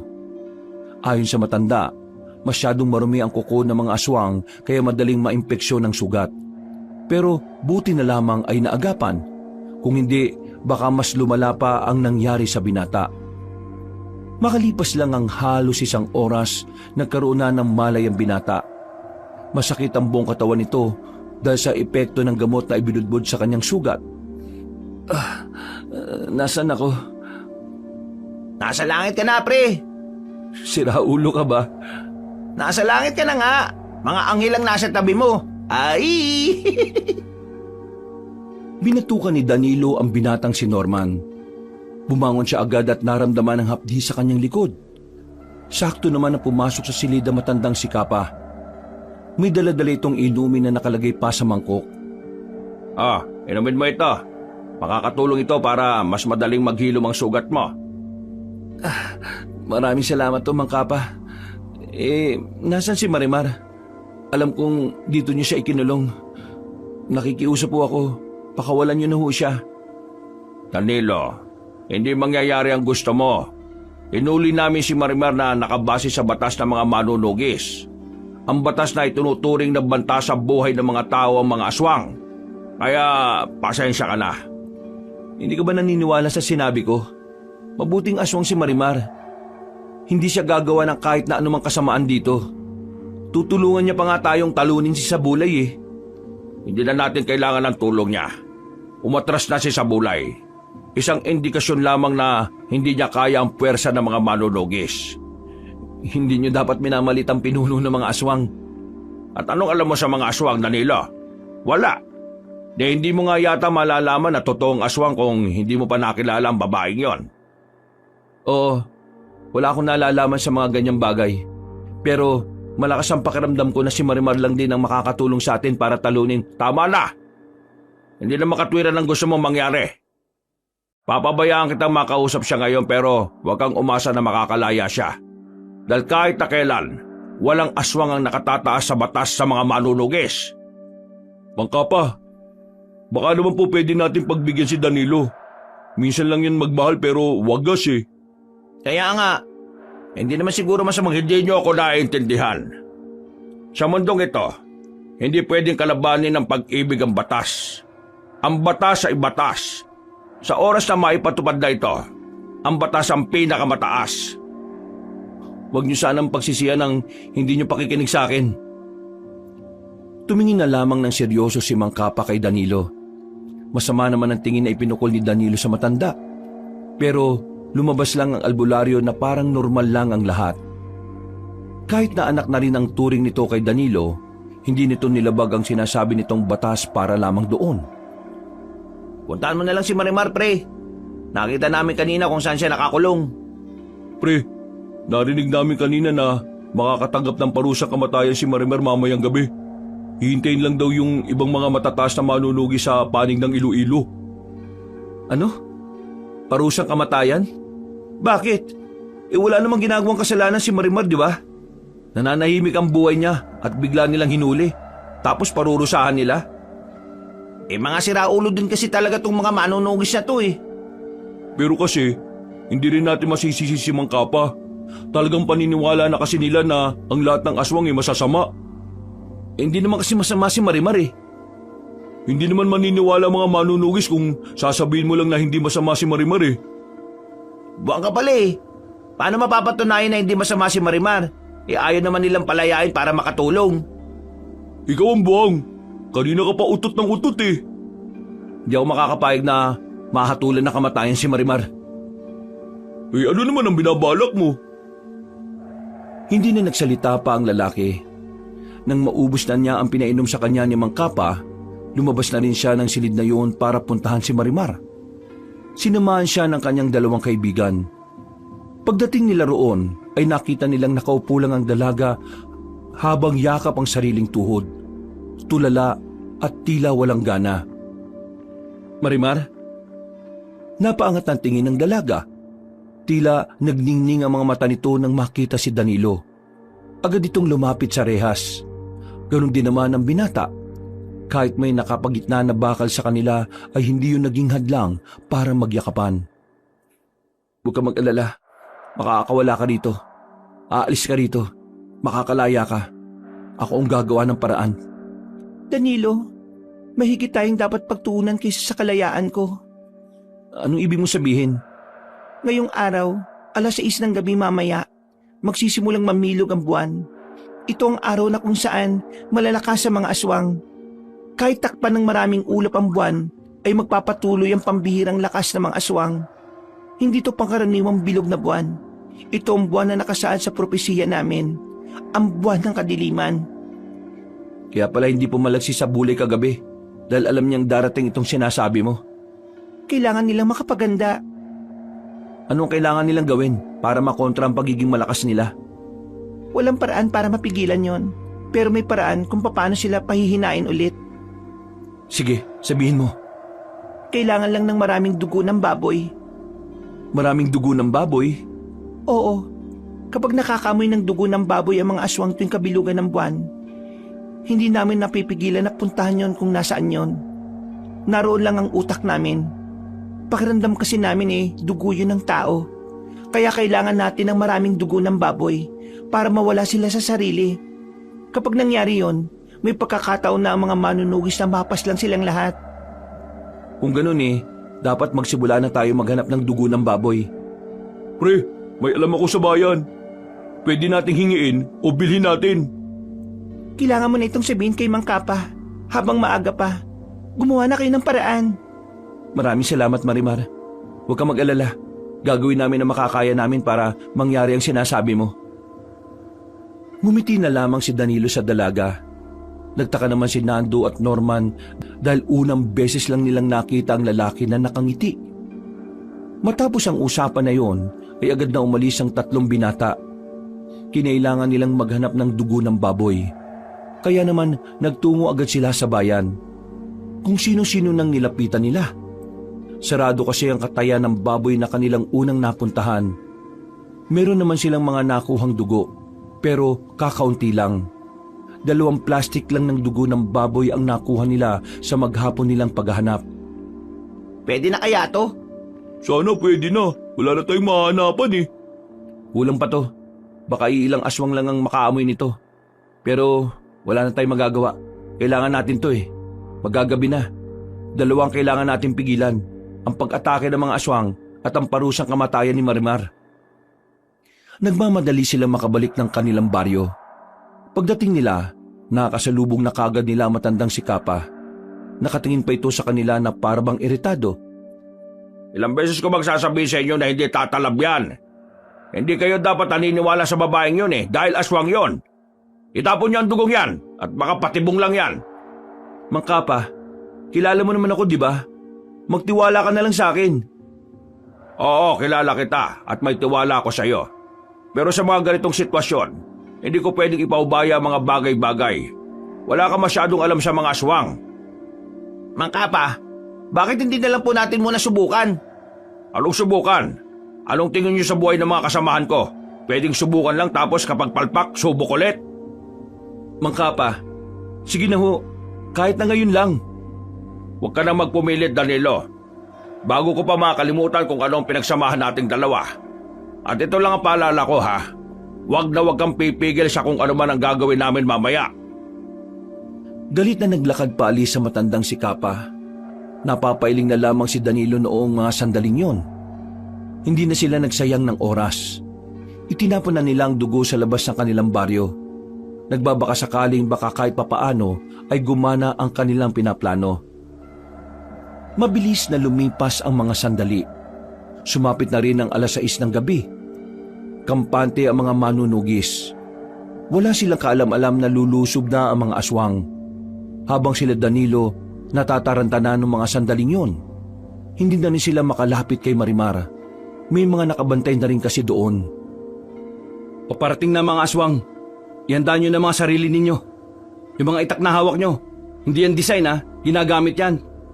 Nako, bahala na. Ano yun? Nanahimik silang tatlo nang marinig nila ang mga hiyaw ng aswang na nagmumula sa kagubatan. Napatigil ang lahat ng manunugis. Tila nabigla ang mga yon. Tumindig na ang balahibo nilang tatlo. Batid nilang magsisimula na ang labanan sa pagitan ng mga aswang at mga manunugis. Humanap na ng matataguan ng magkakaibigan. Hindi nga nagtagal, sumigaw na ang mga manunugis bilang hudyat na may mga kalaban na sa paligid. Yan kasi, hindi sila nakikinig Kung nakinig lang sana sila sa atin, di sana nakapaganda sila.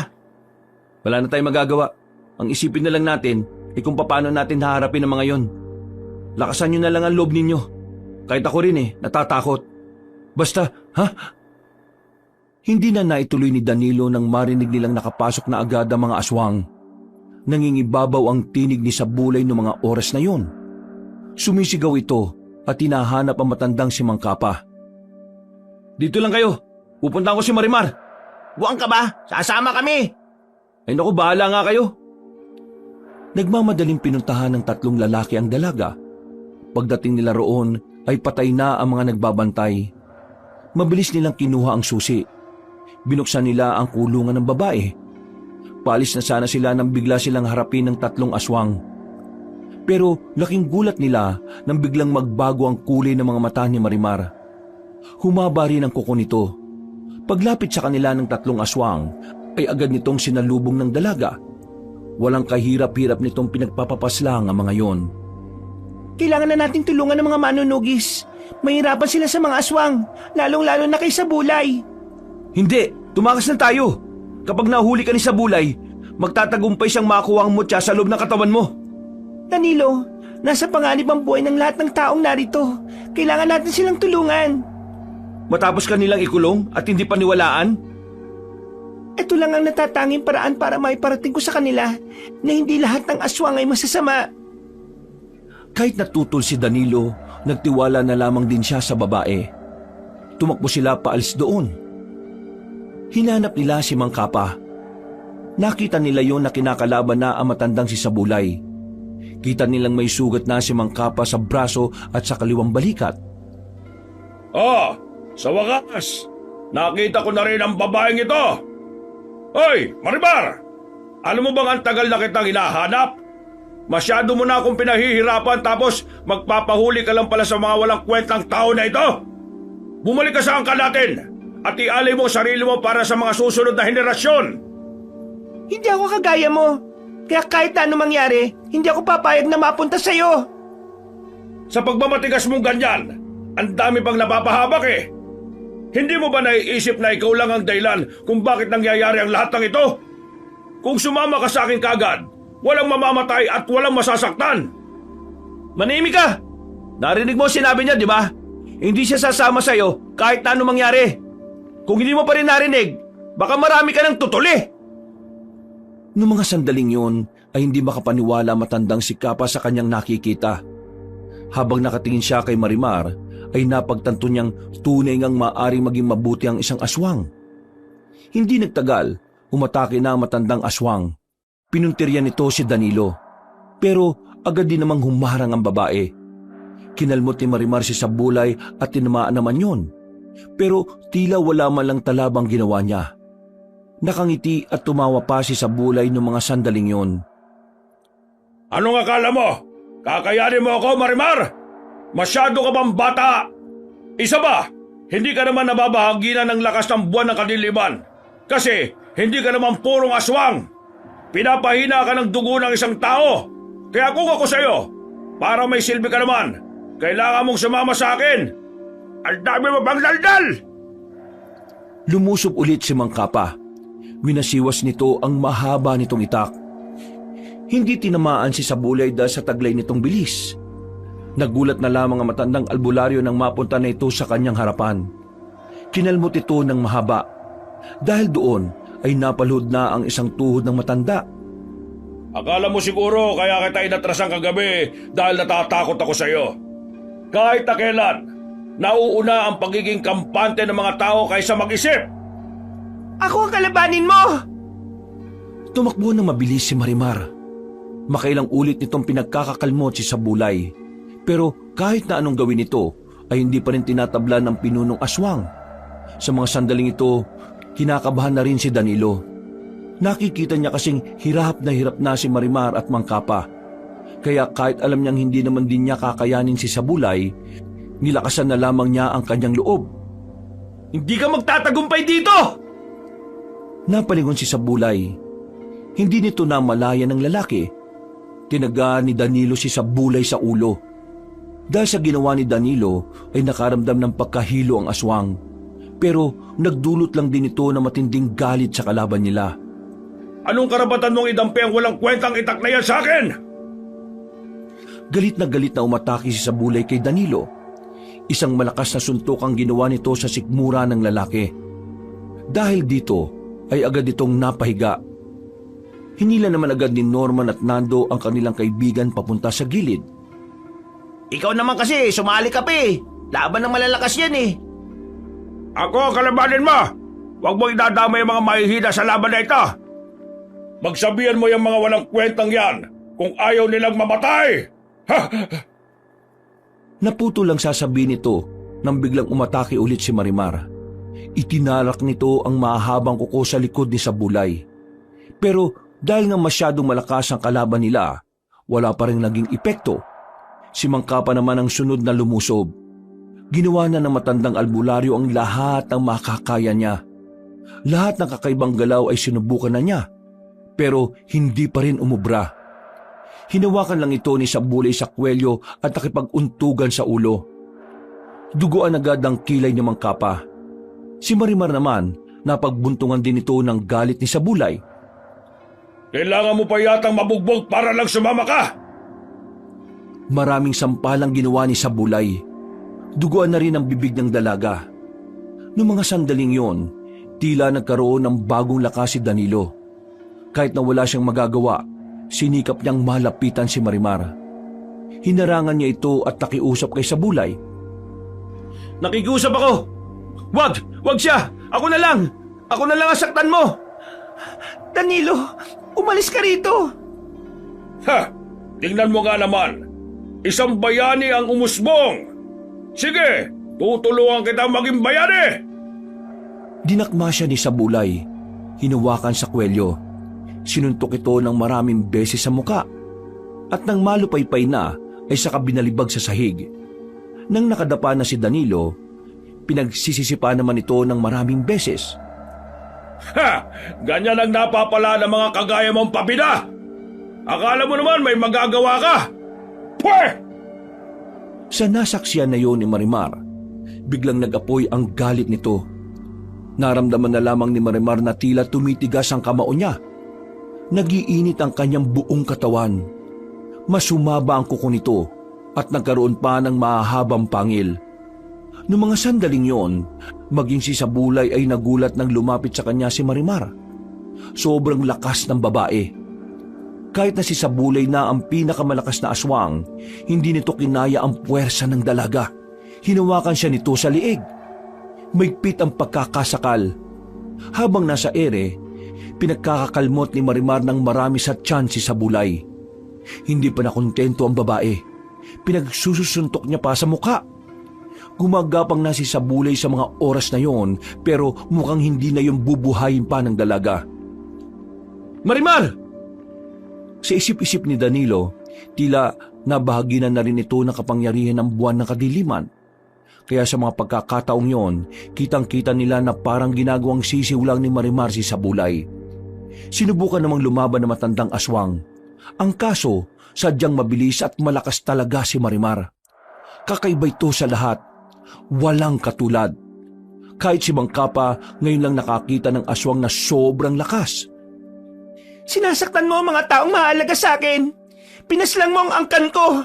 At ngayon, balak mo rin kunin ang buhay ng mga taong naging parte ng buhay ko. Hindi kita mapapayagan at hindi kita mapapatawad. Sukdulan ang galit ko sa'yo. Sinusumpa ko na hindi ka na magkakaroon ng pagkakataong mabuhay ulit sa ibang katauhan. Habang humahaba ang kuko ni Marimar, walang ano-ano, itinarak na niya yon sa dibdib ng matandang aswang. Idiniin niya hanggang sa umabot ito sa puso. Nandilat na lamang ang mga mata ni Sabulay. Nang makita ni Marimar na patay na ang pinuno ng aswang, sandali nitong nilapitan si Danilo. Dito ka na muna. Aasikasuhin ko lang ang iba pang natitira. Sasamantalin ko na ang pagkakataon habang nararamdaman ko pa ang kapangyarihan ng buwan ng kadiliman. Norman, Nando, kayo nang bala sa kanya at kay Mang Kapa. Agad na umalis ang babae. Pinunta nito ang mga aswang na patuloy na lumalaban. Samantala, pinagtabi naman ng dalawang lalaki si Danilo at Mang Kapa. Binantayan lang nila yon hanggang sa matapos ang gulo. Patawad, Danilo. Hindi ako nakinig at taniwala. Sinabi ko naman kasi sa inyo dapat kasi minsan, nakikinig din tayo sa mga taong akala nating walang alam. Oo, may natutunan na naman ako. Maraming salamat talaga sa'yo. Ayos lang ho yun. Ang mahalaga, buhay tayo. Aray, ang sakit. Kapag gumaling ako, gagamutin kita.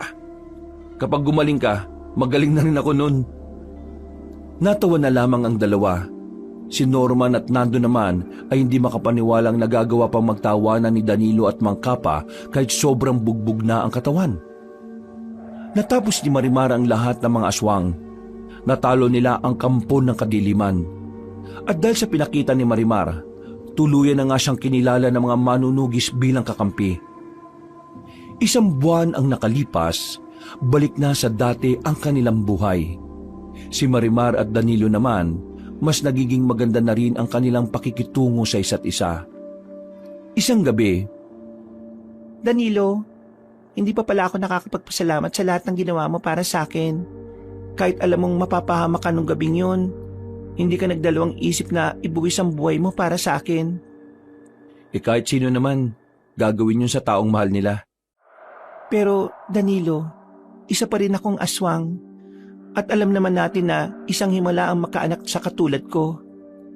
Wala naman akong pakialam kung makaanak tayo o hindi. Ang mahalaga sa akin, makasama lang kita. Masaya na ako sa bagay na yun. Uy, kayo na ba? Kiss mo nga kung kayo na. Talaga kahit na kailan, mga pasira kayo ng moment. Isinama niyo pa talaga si Mang Kapa. Nandito lang ako para sabihing magdadaos ng pagdiriwang bukas.